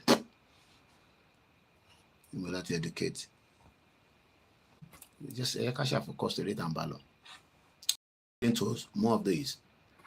Again, 6 hours ago, the same handle is called London at UK Street News at Crime LDN. A murder suspect has claimed that he was attacked with a dog chain before he stabbed a man to death, knifed another in the stomach, slashed the ex-girlfriend in the face. This is in the UK. Ẹni tó tán mú pó pààyàn ó ní ẹni tó ń pààyàn ó kọ́kọ́ fi chain ajá ó fi àtàkùn lòun fi stab ẹ̀ ó stab ẹ̀ to death, then ó tún tọ̀bẹ̀ bọ ẹlòmíì níkùn, girlfriend ex-girlfriend ó slash ẹ̀ ti mọ̀ pé lè èèyàn bí ni. Let's go further. 12 hours ago, just at the same in Deptford, 3 youths trying to stab someone láti fi gba bicycle. Àwọn ọ̀dọ́ mẹ́ta wọ́n fi gba kẹ̀kẹ́ oníkẹ̀kẹ́, but wọ́n fi wá fi ọ̀bẹ stab ẹni yẹn. UK lélẹ̀ ní London lélẹ̀ tí ń ṣẹlẹ̀ o. Let's go further. Report of 2 people stabbed in Dagenham in a barber shop. I'm sure báwọn tó bá ń gbé ní àdúgbò yẹn ó ṣeé ṣe kó ti máa rí ìyẹn ní 12 hours ago. Èèyàn méjì stabbed bí wọ́n kú wọ́n kú, but helicopter tó máa rescue ẹni yẹn mo rí helicopter yẹn báyìí nísìn, ọlọ́pàá gbogbo ẹ̀ ti wà níbẹ̀. So crime will always occur even tá a bá gba Yoruba country, but you must have a tailored program to support people that have been affected and the people that have committed the crime. Sometimes they might be sentenced for a particular length of period to go to the prison. And if we think that they should be back into the community after serving their terms, I'm not talking about panyo, but I'm prison, or reformed, they come back and they live with us in the society. But the system knows them by identifying them that any total loss prison. So there are some jobs that they might not ask them to do, and there are some jobs that they will advise them to go and do. What a reform. Many people that are still in the prison after 4 years of the EndSARS. Ode ni Tinubu ìwọ ni bàbá àwọn protester, ìwọ gan ló kówó fún wọn tá fi protest. So that's why we don't know what is going to happen. We should just prepare for whatever is going to happen by the time we hit back the street again. Because I don't want any Yoruba person to wá jáde nígbà pé Koiki ṣe tuntun bẹ̀rẹ̀. Bàbá àwọn protester ni Bọ́lá Tinubu, wọ́n ní kódà òun ló máa ń gbó wọn tó fi protest. It's coming up to 18 minutes past 3 a.m. And I need to reduce my voice a little bit. Kimajiya wamsule.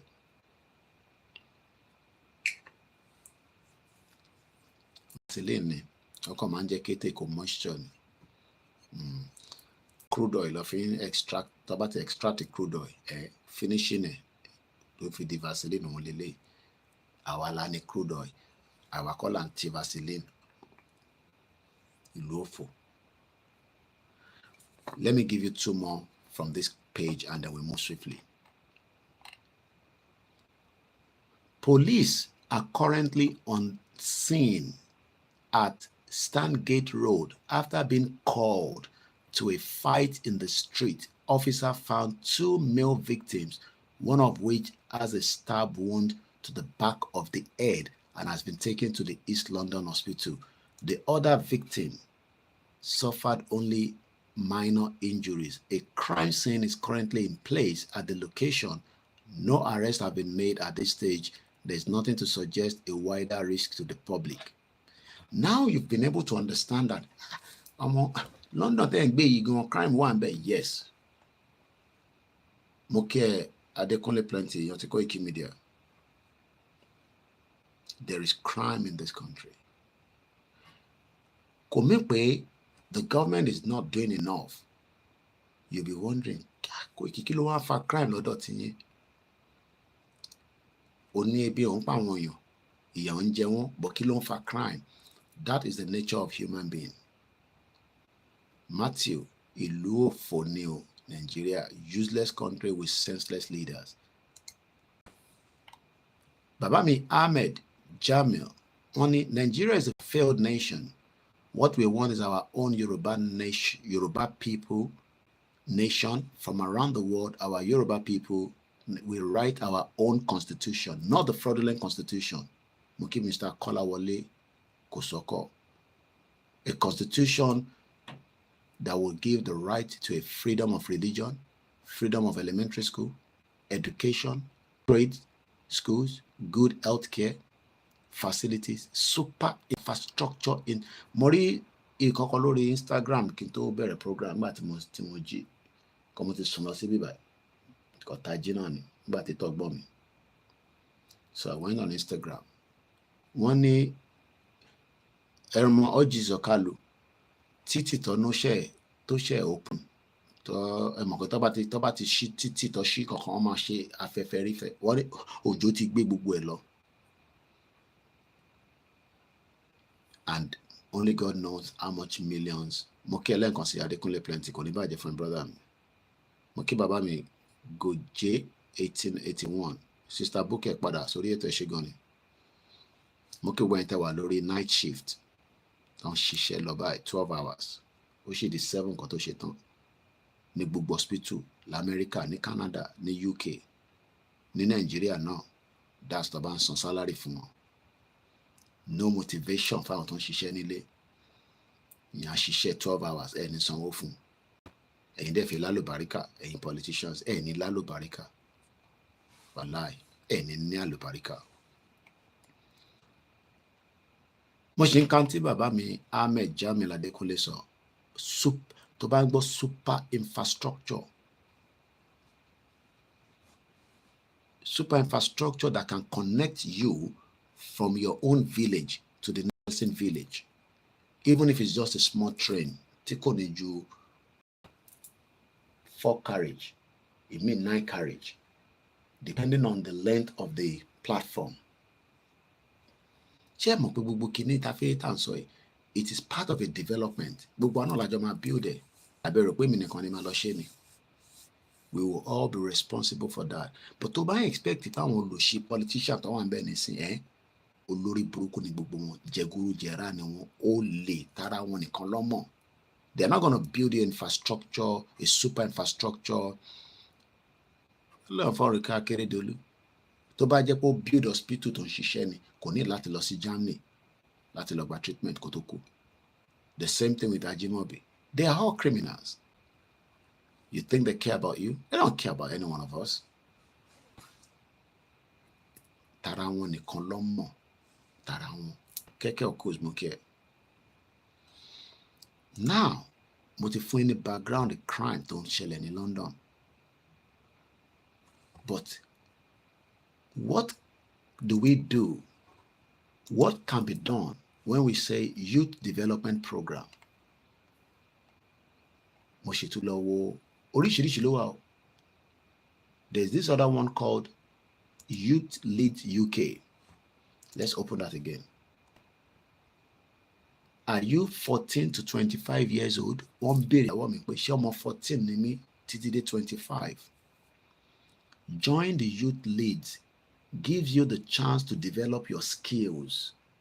Sori skills, tí yàn bá ní, tó bá ní knowledge skills kan, it is always good to get to be nurtured. Kọ́ tó bọ̀ fún ẹ ní àwọn nǹkan tó máa lò, ó dá nísìn, okay, ó ní skills. Let's look at this. Ó ní skills, ó lè ṣe kíní. Wàá lọ ṣe more training. Wàá lọ ṣe more training. Mbọ̀. Ìtàn ọmọ mi fún mi ní Father's Day lélẹ̀. Can you see that? Glass. I need natural resources that if you say glass nílẹ̀ Yorùbá. Ṣìbí a máa ń gbọ́ kinní kan olùwà glass. Olùwà glass ẹ ló yẹ kó máa ṣe glass tá máa tà tó máa pè ní Father's Day, Mother's Day, Valentine, Ìwúre Day, Christianity Day, Islamic Day. Àwa la máa ní product yẹn, àwa máa export it in large quantity lọ sí gbogbo àgbáyé.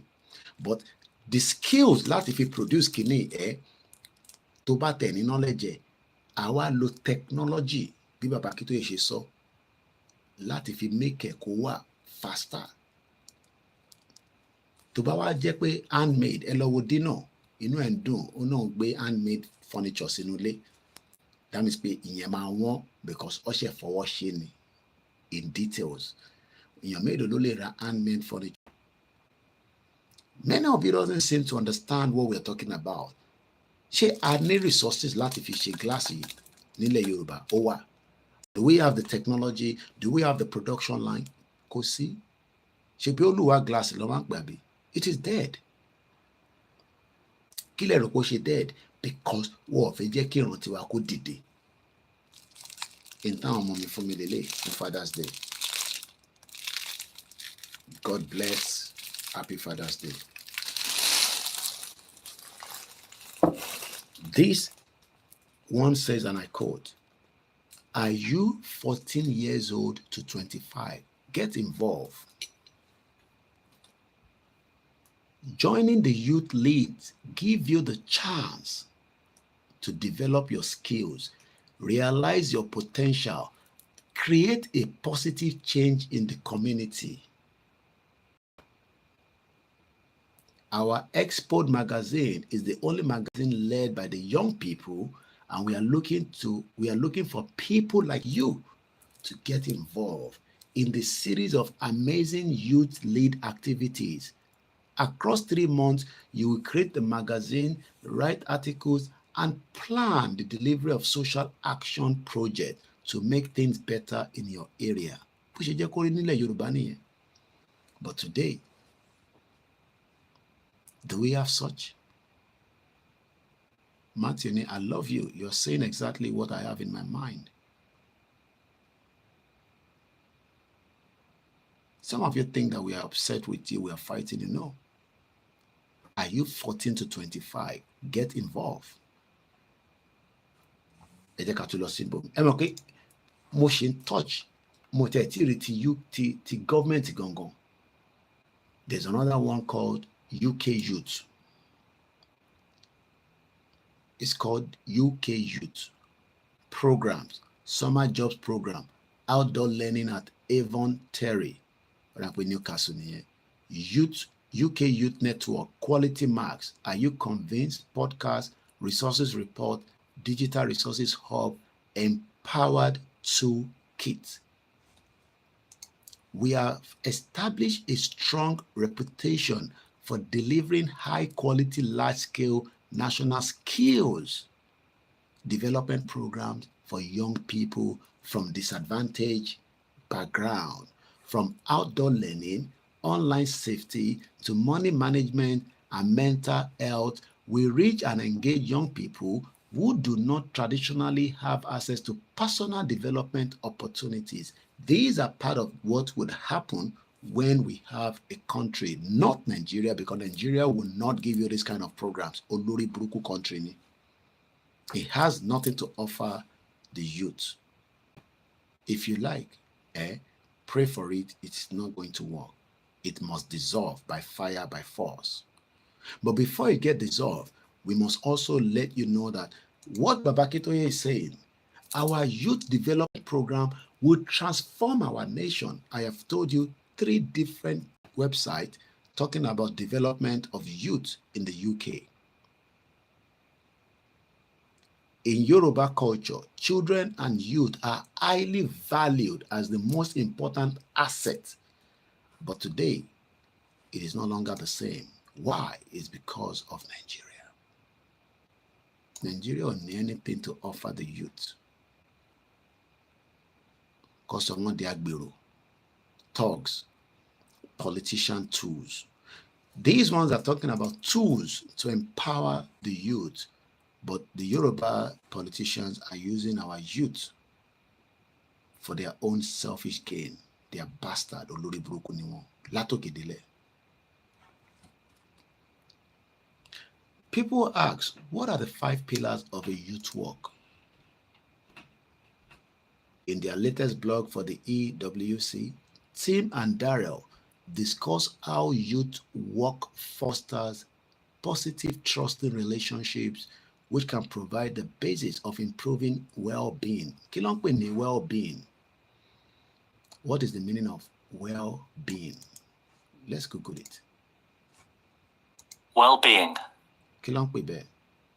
Many of you today do not have access to Well-being. a state of being comfortable, healthy, or happy. You know, we have been told lies. Nigeria are the most happiest people in the world, really. In hunger, in poverty, in lack of basic amenities of life. Yes, we are happy. Any choice now. So when you see Oyinbo man, you are happy. You see Oyinbo, you are happy. You see your brother coming from America, you are happy. Because you know that period of time, you'll be well taken care of. The meaning of the word well-being, the state of being comfortable. Comfortable. I've just proved to you that my meal from last night, I didn't eat it because I slept off in my living room here.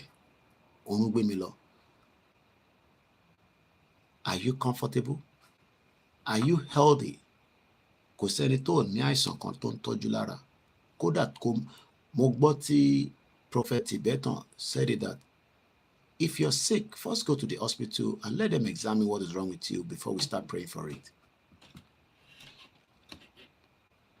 You must know what is wrong with you. Many of you are sick, but you want just prayer to solve the problem without doing. And sometimes your sickness is just that maybe you are not living in a very conducive environment. Mosquito Ibitowa. Smelly ni kosititi to debe. So those things are not religious problems. They are not spiritual problems. They are just basic things that needs to be looked and taken care of by the government. But your government care less about who you are. But they're telling you that the future will be bright. But everybody knows that the future is not going to be bright. Well-being, or well-being also known as wellness, prudential, value, prosperity. Did you hear that word? The good news of prosperity. You're expecting a prosperity in a zoo country that doesn't value human lives. How can people be kidnapped and then you have to pay the anti-kidnapping unit to go after criminals that have kidnapped your loved ones? And we are meant to have a country. And for you, you think that is a country. Oh, Koiki, all this you are saying, we know it's a problem, but we are going to get a leadership that will solve it. It's a leadership problem.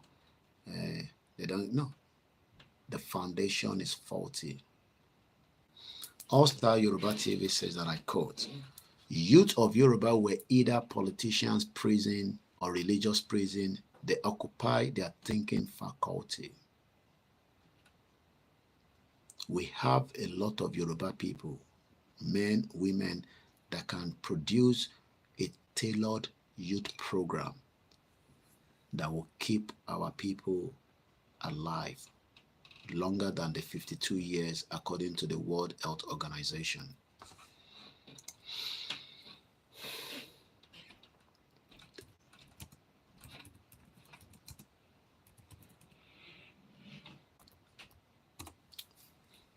According to the WHO, World Health Organization, life expectancy at birth in Nigeria, life expectancy at birth has improved by 9.76 years from 53.6 years in 2000 to about 63 years in 2001.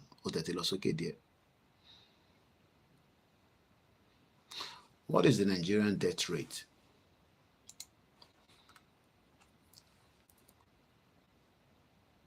In 2023, 10.994. The growth rate is minus 1.73%. In 2021, the death rate was 11.188. I don't know what that means, but those in the medical line or those in that field will probably know. Growth rate is minus 1.700%. In 2021, 11.382, minus 1.680.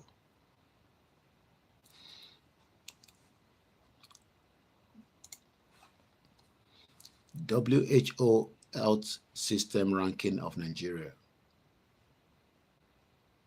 As of 2023, Nigeria is ranked with 157 health system in the world.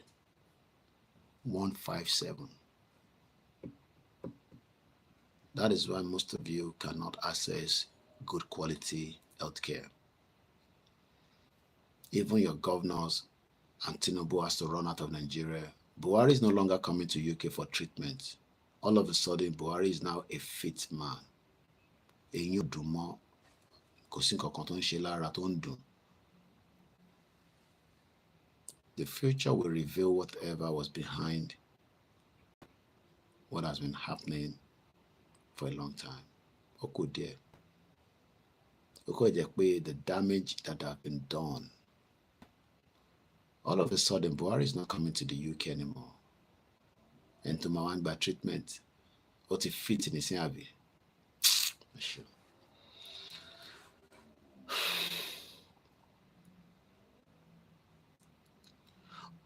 Somebody asked, what is the main cause of death in Nigeria? What is the main cause of death in Nigeria? Neonatal condition, whatever that is, I don't know. Although infectious and neonatal conditions continue to be the primary drivers of morbidity and mortality in Nigeria and West Africa, there is evidence of a growing burden of a non-communicable disease. Buhari is a mannequin. All of a sudden, Buhari was in UK more. Kò ní dá fún gbogbo wọn. Wọ́n ti gbé wa ní mugun. Ọlọ́run máa ṣèdájọ́. Tinubu mọ̀ nǹkan kan nípa ẹ̀ àti British. Ṣé rí UK ẹ̀? Ó kàn máa ń dùn mí pẹ́yìn tẹ́ wà Nàìjíríà tẹ́ ń sọ pé ẹ fẹ́ keep ní. Àwa tá à ń gbé láàrin wọn gan máa ń wọ́ndà pé even ká tó bẹ̀rẹ̀ Yoruba nation. UK.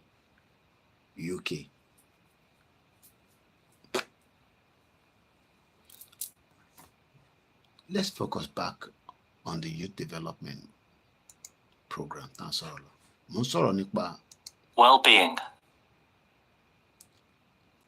Do you think that Nigerians have quality well-being? Benny, All Stars Yoruba TV says, over a year now, Buhari is no longer going for medical checkup. All of a sudden, Buhari is fit.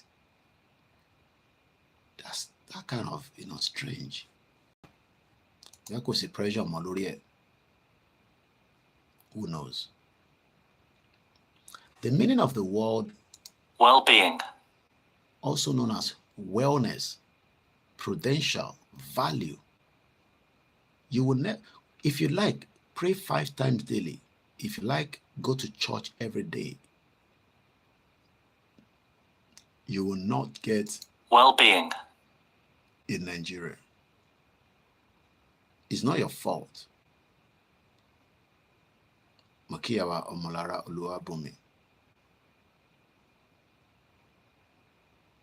Well-being or well-being, also known as wellness, prudential value, prosperity, quality of life, is what is intrinsically valuable relative to someone. So the well-being of a person is what is ultimately good for this person.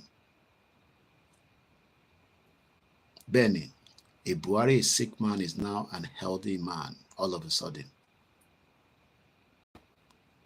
Wọ́n ní gbogbo ń tójú tójú kìíní kan pamọ́, ojú Ọlọ́run tó. Whether he was dead or not is not the issue, but we know that something is not right, it's not adding up. And Tinubu sold us out for his own ambition, which he's currently enjoying. But like I said yesterday, and I'm saying it again today, time will tell, especially for those of us that believe that Tinubu will come up with something that would eventually bring the freedom of your well-being, a quality life, safety dominion. The quality of life is measured of the value of life. Does Nigeria value life? L-I-F-E. London, India, Freddie Echo. Ṣé Nigeria value ẹ̀mí èèyàn? Even if you don't want Yoruba nation, how much time do you think that your life will be valued, whether under Tinubu administration for the next 3 years? Don't tell me Tinubu just came to power. It is an APC. It's just doing exactly from the continuity of what Buhari has done. Only very soon, Buhari will join Super Eagles to start playing football. Bẹ́ẹ̀ni, ìyá mi ọmọlára Olúbùnmi, all secrets will be revealed soon. Kò sọ́gbọ́n ẹ̀. Gbogbo ń tó ṣe pamọ́, ojú Ọlọ́run tó. And that is why when you listen to whether you're a spiritual person or not, you can see that the Nigerian flag is filled with blood. Ẹ̀jẹ̀. Prophet Nasiru said it at some of his prophecy that the flag is dripping of blood. And whether you look at it from the prophecy side or not, just ask yourself, is Nigeria not bleeding? It's a country that is bleeding. We are 1 hour, 37 minutes into the broadcast. It will probably not last more than 3 hours. So that even if I don't sleep, because that's why I'm out again this morning. But I slept. My wife got home around Motisun before 8 o'clock. The Motisun.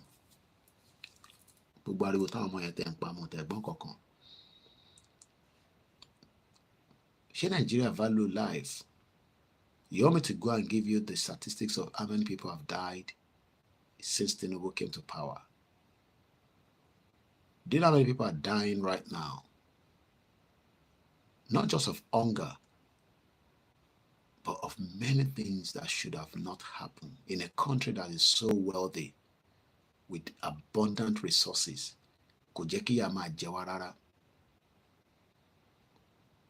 Okay, some of you say, Koiki, but let's push for a restructure. Time will tell whether Tinubu will even adopt such. Because I'm more adherent to Tinubu Shipwell or not. Do your own thing, return power back to us.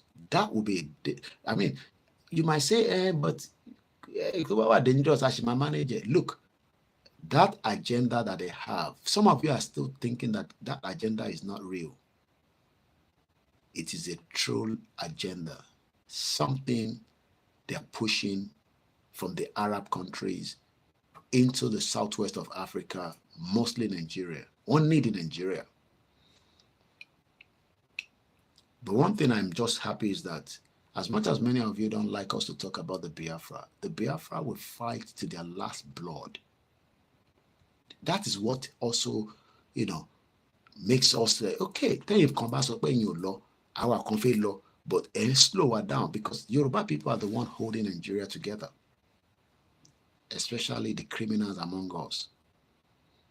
Okay, if our governors come together and say, I share Nigeria more, yes, we can then restructure the system with our own independent, autonomous constitution. And if they are valuable to become the next governor, the constitution will decide, not me. But do you think that Seyi Makinde want that system to change? They are criminals. Seyi Makinde is nursing his own presidential ambition. As many as them. You'll be wondering, look, the former deputy governor of Ambode, what is the senator? Abi, that woman, they are all criminals. They don't value our lives. ṣe wedding ká pé Délé Momodu ovation ya picture pápápápápá gbé sórí Instagram ẹ máa lọ wò níbẹ̀.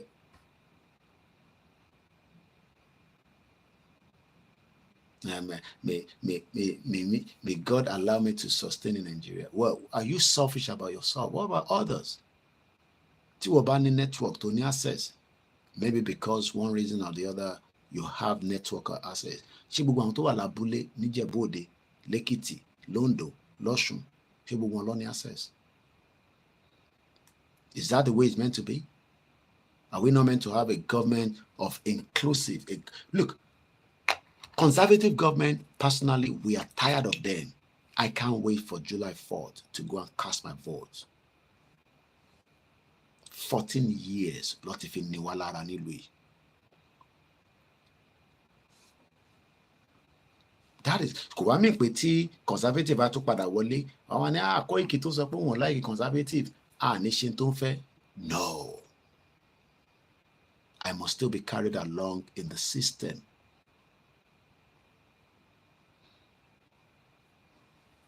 So some of you that wants to defend all these criminals because you are well learned, idiots, want to defend nonsense because any access Sheyi Tinubu, any access Sheyi Makinde, and then so what? Who cares? Why are you selfish about yourself? Why not think about the other 30 million Yoruba people that doesn't have access to them?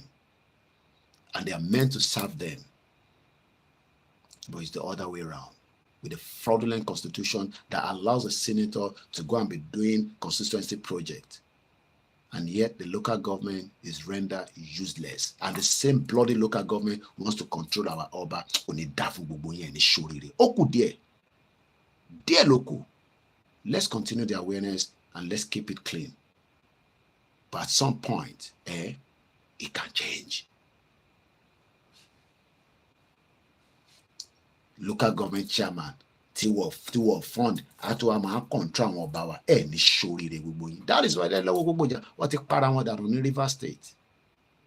Is that not the same problem? Go to Rivers State and see the mess going on there pẹ̀lú olórí burúkú Wike àti gbogbo wọn tó ti ṣòṣì bí ẹran aṣẹ́wó, bastard politicians. They dá fún gbogbo yín. Alálẹ̀ máa pa yín tẹ́wà ní tẹ́wà lọ́dọ̀ tiwa. Alálẹ̀ ló máa pa yín. Bẹ́ẹ̀ ni mo sọ, alálẹ̀ máa wọlé pa yín ni. Fún ìkàtẹ́ ìṣe fún gbogbo àwọn ọmọ Yorùbá. For not giving us well-being. Ẹni ṣoríire. Ẹ̀yin fẹ́ máa gbé nínú air condition. Àwọn èèyàn sùn nínú ooru bí ṣe ń bá yín sọ̀rọ̀ báyìí nísìn. Wọ́n níná orí fóònù wọn. How did we get to where people are becoming mentally derailed because they have to be thinking about charging their phone? Phone ni mo ń charge níbí báyìí. Kò ń ṣe pé náà ẹ̀ náà free. I have to give my wife money to make sure that the light is on. Tẹ́ bá dẹ̀ fún wa lówó bá lè mi ṣe fẹ́ tí mo bá níná bá mo ṣe fẹ́ tan rútà mi tẹ́ máa fi gbọ́ mi nísìn. Tí mo bá tan rútà tí ó yẹ pé wọ́n ti múná lọ ṣé mo lè wá ṣe program? Evil politicians. Ẹ̀yin fẹ́ máa ní well-being. Ẹ̀yin fẹ́ máa ní àlàáfíà. Ní lálàáfíà gbogbo àwọn ọmọ yóò ní ṣoríire. Gbogbo àwọn ọmọ yín pátápátá ni mo sọ wọ́n ní ṣoríire. Èyí tó bá ń ṣoríire inú wọn ó máa wá lẹ̀ ni fún ìkàtẹ́ ìṣe fáwọn ọmọ Yorùbá. Ní kúure. Ó kù díẹ̀ ni mo sọ. Ẹ máa dúpẹ́ lọ́wọ́ bàbá Akintoye. Bàbá Akintoye ni kẹ́ máa dúpẹ́ lọ́wọ́ ẹ̀. Torí àwọn ọmọ Yorùbá ìtọ́ fi ṣe fún yín. Ní ìwòtán. Ó kù díẹ̀ ni mo sọ. Ẹ má gbọ́. Ó kù díẹ̀. Ẹ máa sọ pé à ń dẹnu lórí social media. Ṣé rò pé generation tí yín lẹ́ ń dé pẹ̀lú nísìn. Generation mi lélẹ́yìí. Àwọn ń ṣe generation àwọn Afẹ́nifẹ́re. Afẹ́nifẹ́re. Jẹun sókè. Gbogbo wọn fi Yorùbá fi jẹun sókè. Gbélé fún wọn, gbé mọ́tò fún wọn, wọn sí position. Gbogbo wọn wá dákẹ́ yọ́gọ́ àsọ̀rọ̀ ràn wá. Àwọn olè. Well-being. A sì ń sọ̀rọ̀ nípa our youth development program will transform our nation. Nigeria, ìlú òfò. I am a true Nigeria. Kí ló mọ̀ tán pé Nigeria? Nígà area tí ìlú gádò lórí burúkú. àtàwọn British olè tó formed in 1914 for their own selfish interest. Tá a bá tẹ mọ̀ tẹ́lẹ̀ ṣe bó ti mọ̀ ó ti gbọ́ nísìn, so kí ló ṣe wá ń defend òṣì fún? Tìbí dádì ẹ àti mọ́mí ẹ wọ́n defend ẹ títí. What has been the outcome? Nigeria has seriously hurt this highly cherished Yoruba agenda of child and youth development in two painful ways. One, make sure we destroy public schools.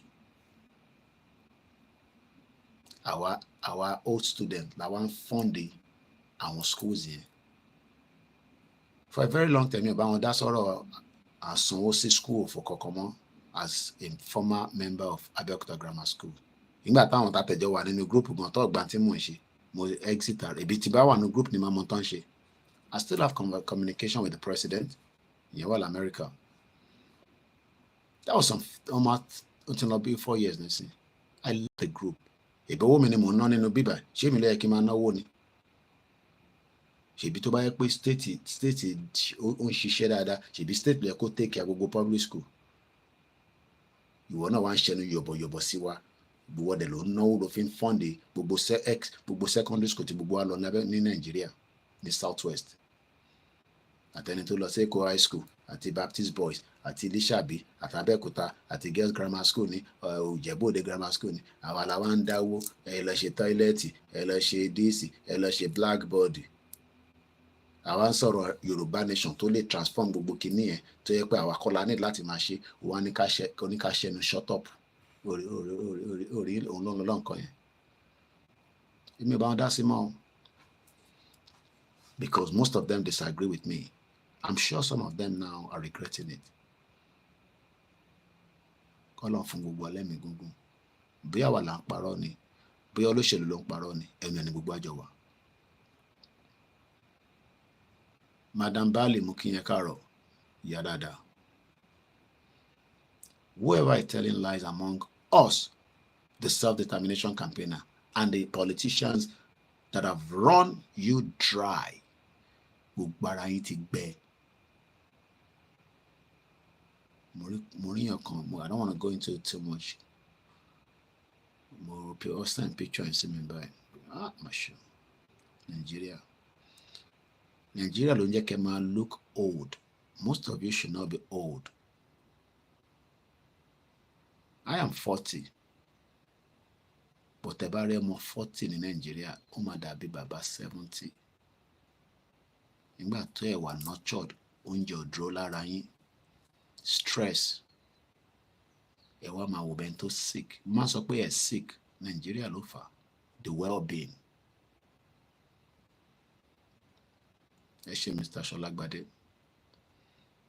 Most of you today should be looking fresh with the amount of resources tó ń bẹ nínú ilẹ̀ tó ń pè ní Nigeria yẹn.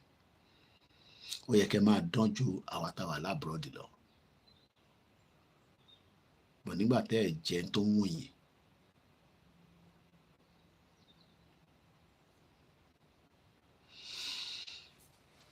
They've converted the whole Yoruba land into abject poverty. Koiki, what is the development? But the whole public school has been destroyed. Tílẹ̀ bá mọ̀ ìwọ tó wà Nàìjíríà nílẹ̀ Yorùbá tílẹ̀ bá mọ̀ láàrin lọ sí public school kó take a picture kó send ẹ̀ sí mi. Not even, I'm not talking about private schools, public schools. Not even the toilet are working. Toilet yẹn máa lọ tọ̀. Ìtọ̀ kan tó bá tọ̀ ní nínú ilé o gbọ́dọ̀ flush. Ìtọ̀ máa ń rùn gan. Ìtọ̀ ń rùn jìgbẹ́ lọ. Péyàn kan kọ̀ wọ bá toilet ó tọ̀ ó gbọ́dọ̀ flush. Kò care the amount of, do you know the amount of omi tó lò láti fi flush yẹn? Kò ń ṣe péyàn yàgbẹ́ o. Kò mọ̀ pé tíyàn bá yàgbẹ́ tígbẹ́ yẹn bá pọ̀ ìyẹn yàtọ̀. Ìtọ̀ kódà kó jẹ́ kékeré o gbọ́dọ̀ flush because ìtọ̀ máa ń rùn. Ìwà wa jí nísìn nídàájí nínú ibi tí ò sí náà àwa mú torchlight àwa yan pọ́nrán àwa lọ tọ̀ sẹ́gbẹ̀ẹ́ títì. Ó wá mọ̀ pé ìtọ̀ yẹn ó máa mú bacteria padà wá sínú àdúgbò yẹn because ìwọ ní kọ́kọ́ ló ń tọ̀ bẹ́ẹ̀. By the time tẹ́ bá calculate yan 100 tó ń tọ̀ ní that same street, kí ló expect? Bàbá mi Tio Adesina ni they have successfully destroyed all Baba Awolowo did while in the Western region. Wọ́n bí ilé iṣẹ́ náà dá tó ń tajà nílùú yìí, ó ń ta oúnjẹ, ó wá create toilet a máa tọ̀ sí lẹ́yìn ká ti ibẹ̀ pa. Ìwọ náà wọ títí àdúgbò yìí bí yẹn náà ṣe yàtọ̀ ẹ̀sán nígbà explore again discipline.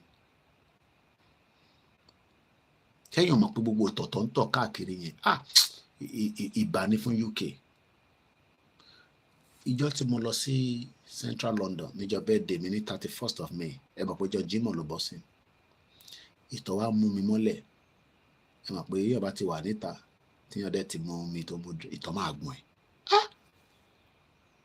Mo dẹ̀ ti rí sign toilet nínú bí táwa yẹn náà ní o, nínú that small confinement táwa yẹn tí mo ti ń ṣe live stream, tí mo ti ń ṣe gbogbo bí tí mo ń ṣe tèmi lọ nínú Trafalgar Square yẹn, wọ́n ti create toilet síbẹ̀ nígbà tí mo wọnú bẹ̀ yẹn. Àwọn bí ike yẹn báyìí, ike ńláńláńláńláńlá àkọ́ra yọ kíní ẹ̀ síbẹ̀ wá. Torí pé wọ́n fẹ́ jẹ́ kẹ́ni kankan wá máa tọ̀ sẹ́gbẹ̀ẹ́ títì, tọ̀ sẹ́gbẹ̀ẹ́ kíní, torí ìtọ̀ á máa rùn, á dẹ̀ máa dá àìsàn sára. Wọ́n ní the same thing náà bẹ́ẹ̀ l'Amẹ́ríkà.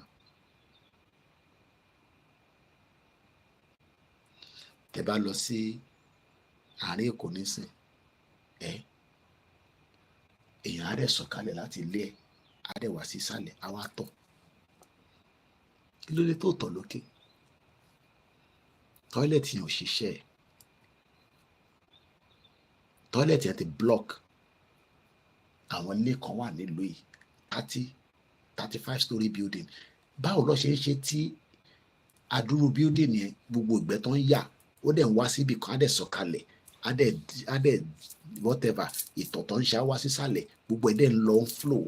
Ẹ wá ní ká dúró sí Nàìjíríà tí ó jẹ́ pé building tó jẹ́ pé gbogbo floor yín ẹ̀yin ò ní lift. Àríró ẹ̀rì bí i 6th floor àwọn ilé jágbajàgba tó ń dà wó àárín lẹ́kọ̀ọ́, just 6 story building. Ẹ wá yàgbẹ́ ní number 6, ẹ lè flush because ẹ bá flush ẹni tó wà ní number 1 ìgbẹ́ yẹn máa já sílùú wọn lórí. Ìlú yẹn ni wọ́n wá sọ pé ó máa change.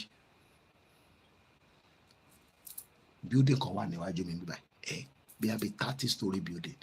Kò lè imagine àwọn tó wà lókè pátápátá tó bá yàgbẹ́ ìgbẹ́ yẹn gbọ́dọ̀ wá sí sàlẹ̀ tí kò ní disturb ẹni tó wà láàrin ní middle. Iṣẹ́ táwọn kan ṣe ni wọ́n pè wọ́n ní facility manager. Àwọn gbọ́dọ̀ máa monitor gbogbo building. Wọ́n gbọ́dọ̀ mọ̀ pé tí problem bá ti wà kó tètè rectify ẹ̀, pipe ló bá ti block ní kó tètè wá nǹkan tó máa ṣe. Iṣẹ́ táwọn kan ṣe nìyẹn. Wà níbi ràtìràtì láti 63 years.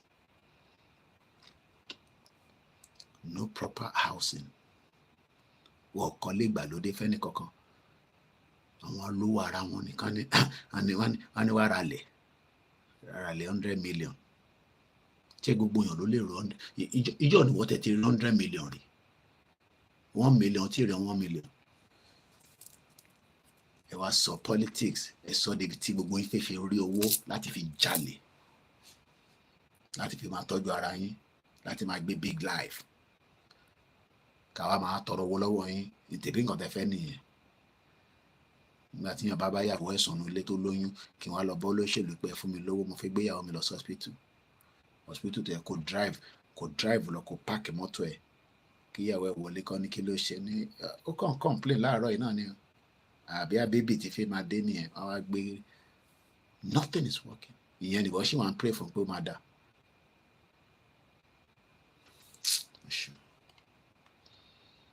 Bàbá Akintoye jẹ́ kó yé wa pé ṣé mo ṣe lè push that. Let's end this program. I don't think I can push another 1 hour. Jẹ́ ká end it. A lè ṣe tán 1 week la máa fi ṣe. Ó yẹ kí n ti bẹ̀rẹ̀ lánàá. Ní Wednesday ó yẹ kí n ti bẹ̀rẹ̀ láti jọ Monday but kò tí a ṣe catch up. Ó yẹ ká parí ètò yìí. Mo kí gbogbo ẹ̀ tẹ́ darapọ̀ mọ́ wa. Gbóhùn ẹ̀ kò sọ pé Nàìjíríà ní youth development kó máa lọ gbọ́ nǹkan tí Táyọ̀ Israel ọmọ Yorùbá tó ní brain ni òun náà ó ń létí ẹni bóun náà ṣe máa jẹ tiẹ̀ ló ń wá olúkálukú kàríkà ṣọ́ọ̀pù ní politics Nàìjíríà. Kàríkà ṣọ́ọ̀pù. Lọ sọ́dọ̀ Ṣèyí Tinubu wọ́n wá lọ present strategy àwọn youth. Strategy ìbọn náà wà ní future ìbí kan tá ti ń gbọ́ látijọ́ yìí nìyẹn. The youth are the future of Nigeria.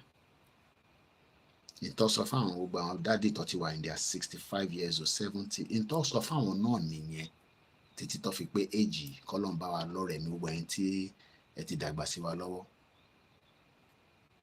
Kọ́lọ́n jẹ́ pẹ́ fún wa ikú kan ní mẹ́ni kankan lọ nísìn. Àwọn olóṣèlú ni kó máa wọlé payín lẹ́yẹ kọ̀ọ̀kan bẹ́ẹ̀ ni mo sọ ó máa wọlé payín ni torí pé ìkà nìyí ẹni bí nìyí. Àwọn tó wà nílé tẹ́ ẹ̀jẹ̀ kan sọ̀rọ̀ àwa la máa sọ̀rọ̀ gbáyín lórí àfi tẹ́ bá jáde tàrí pé ọ̀rọ̀ Yorùbá nation yẹn òun lẹ mú ní ìgbà ọ̀yà yìí. Tẹ́ ẹ̀ bá ti mú bẹ́ẹ̀ ẹ́ alálẹ̀ máa wọlé payín ni ẹ̀yẹ kọ̀ọ̀kan. Bẹ́ẹ̀ bá ń ṣàdúrà kò ní gbà fún yín bọ́ bá ń rúbọ fún yín ẹbọ yín ò ní gbà. Bí àfà kan bá jókòó fún yín àtàfà yẹn àtẹ̀yìn ẹ máa jóná ni torí ìkà ẹni bí nìyí. Ó lè jẹgúrú jẹrà dẹni gbogbo yín tara yín nìkan lẹ mọ̀. Ìyẹn náà lẹ ṣe ń ṣèpàdé òru tẹ́ ń fẹ́ ẹ̀jẹ̀ lẹ́jẹ̀ ẹ̀jẹ̀ àwọn ọmọ tuntun òun lọ fi ń gúnṣẹ́ fún yín. Bẹ́ẹ̀ ṣe pa Bámiṣé Àyànwọlá àwọn náà wá justice fún Mohbad àti rí justice fún Bámiṣé tó pa sẹ́kọ̀ọ́. Ọlọ́run jẹ́ rí justice fún Mohbad. Délé Gíwá ní ààrẹ justice fún. Pẹ̀lúmi ọmọ young boy yẹn ọmọ 18 àbí 21 ó pàdánù nígbà yẹn SARS àìmọye àwọn tó pàdánù. Ẹ ní ṣoríire gbogbo ẹ̀yin politicians yẹn. Gbogbo ẹni tó bá ní ọmọ aṣoríire ìwọ náà ní ṣoríire ni mo sọ. Wọ́n ti ní kí n má ṣépè fún yín bọ̀ tí bá ṣépè fún olóṣèlú tó bá sọ pé kí n má ṣépè ìwọ́gun lè pè yẹn máa wá mú. Tòró lórí burúkú. Prospect Nasiru ní ká máa fún yín lé èpè lẹ need èpè. Àní ṣépè fún ẹ̀yin ọmọ Nàìjíríà mọ̀ torí ẹ̀yin ò mọ̀ tó ń lọ. Wọ́n ti kó yín sábẹ́ ọṣẹ wọ́n ti fún yín gún ọṣẹ. Púpọ̀ nù yín a máa fọ́ọ̀sì yín dé bẹ́ẹ̀ ni torí ẹ̀ ní gbọ́ torí wọ́n ti dé Nàìjíríà sí oríṣiríṣi ọ̀nà lábẹ́ omi lábẹ́ everywhere ló ti dé bọ́ Ọlọ́run máa tú wa àwa Yorùbá bó bá àwọn Ìgbò náà kó lọ bó bá àwọn Haúsá kó máa lọ bọ̀ àwa máa lọ bọ́ mo mọ̀ báwọn Biafra wá ẹrú ilẹ̀ máa rọ̀ pọ́n ṣe kọ́nà fún gbogbo alẹ́ mi gúngún. Èyí tèmi àti Simon Ekpa ń sọ ẹ̀ ní láti mọ̀ yẹn eré lẹ́ máa rọ̀ pọ́n ṣe. Then kí ọkọ̀ọ̀kan don't ever tell me not to talk about Biafra. Tó bá fi lọ àláìkùn ẹ̀jẹ̀ kan máa lọ. Òkú díẹ̀ bẹ́ẹ̀ ni Bọ́lá Ìgè lábẹ́ Ọbásanjọ́ ẹlẹ́nu ṣọ̀bọ̀lọ̀ yẹn àwọn bàbá òfò àwọn bàbá olè odindi Chief Justice wọ́n pa sí Ìbàdàn àwọn wá justice for kìnìkan. The last one sister wa Tolúlọpọ̀ Arótilé ojú òtẹ̀ tì wọ́n. The first helicopter combat pilot in the history of that country called Nigeria. Wọ́n ní wọ́n reverse mọ́tò wá pa sí inú cantonment wọn ní Kaduna. Gbogbo àwọn tí mo dárúkọ yìí ṣé mọ̀ pé Bámiṣé ní bàbá ó níyà kábíyèsí Elédùmarè. Ìjọ làwọn yẹn fi bímọ mi padà. Ṣé rántí sister wa Bọ́láńlé Ráyé ìjọ Christmas tó ní ìbejì ọ̀nà ọlọ́pàá kan happy trigger ó fi pa ọmọ ó fi pa sister wa yẹn. Ìgbà tó ń ṣe ìyá ẹ̀ lọ́pàá àti sister ẹ̀ lọ́pàá àti brother kò ní ká ẹ lára bó ṣe ń kà wá lára. Náà owó Yorùbá nation náà ni mo fi ń jayé mi láti 24 years tí mo ti wà ní UK. Idiot. Bóun mi ń bá lọ́bíṣẹ́ bí ìlọ́bíṣẹ́ nílùú tí mo wà yìí màá sì máa gbádùn ayé mi. Bẹ́ẹ̀ ni mo sọ. Mo dẹ̀ ní láti jalè 24 years. Ìyẹn náà lè ṣe rí nǹkan kan mú jáde. Ẹni kọ́ mú jáde 24 years. Integrity yẹn dúró dáadáa torí àwa mọ̀ bí ta ti jáde. UK kọ́ láti Nàìjíríà ni mo ti ń wọ bàtà kí ni mo sì máa ń rà fún àgbà ẹ̀ kò tẹ́ ṣe Marks and Spencer tí ó gbàgbé orúkọ àwọn bàtà quality òun la máa ń wọ̀ lọ tí máa ń wọ̀ lọ sí primary school onward nursery and primary school. Ìwọ nìyà ń jẹ nílé la ṣe ń sọ pé sọpọ́ọ̀tì má jẹ́ kó rí ẹ lò, má ronú 2027 kankan, má ronú bá ṣe máa kúrò ní Nàìjíríà ọ̀fọ̀. Mo kí gbogbo alẹ́ nǹkan sí iṣẹ́ wa fúnlẹ̀ wá forí ilẹ̀ ibi wá kágbéga kágbéga kágbéga falẹ̀rí. Ìgbàgbọ́ wa ni pé bá ti bẹ̀rù làbọ̀ mọ́ ká ṣiṣẹ́ ká ṣiṣẹ́ ká ṣiṣẹ́ ká jọlá. Ìṣọ̀kan àtòmìnira ní kẹjẹ́ ká máa lépa. Ìtẹ̀síwájú fọ̀pọ̀ ire àtohun tó dára. Ọmọ Oòduà dìde bọ́ sípò ẹ̀tọ́ rẹ. Ìwọ ni ìmọ́lẹ̀ ògo adúláwọ̀. Kò tẹ́ ń ṣe Nike àti fìlà. Àrùn tó orúkọ ẹ̀. It's a very popular brand in UK. Quality. Bàtà tó máa wọ̀ tó yẹ kó máa last throughout the whole of your, you know. Bàrán tí máa béèrè lọ́mọ sí lọ́la. Bàrán tí máa sọ fún. Thank you so much everyone. Ọ̀rọ̀ yẹn la máa sùn. Mo kí wà ní gbogbo ibi tí olúkálùkù wá wà. Ọbẹ̀ Elédùmarè kò ní jẹ́ kó jí wa gbé débi pé wọ́n máa pè yín pé kẹ́ wá sanwó jíjí gbé o. Mo dúpẹ́ lọ́wọ́ gbogbo wa o. And on that note, a very good morning. Àtẹni tó gbọ́ onísàlẹ̀ tó comment àti silent listener gbogbo iná ni mo kí. Bye for now. Good night.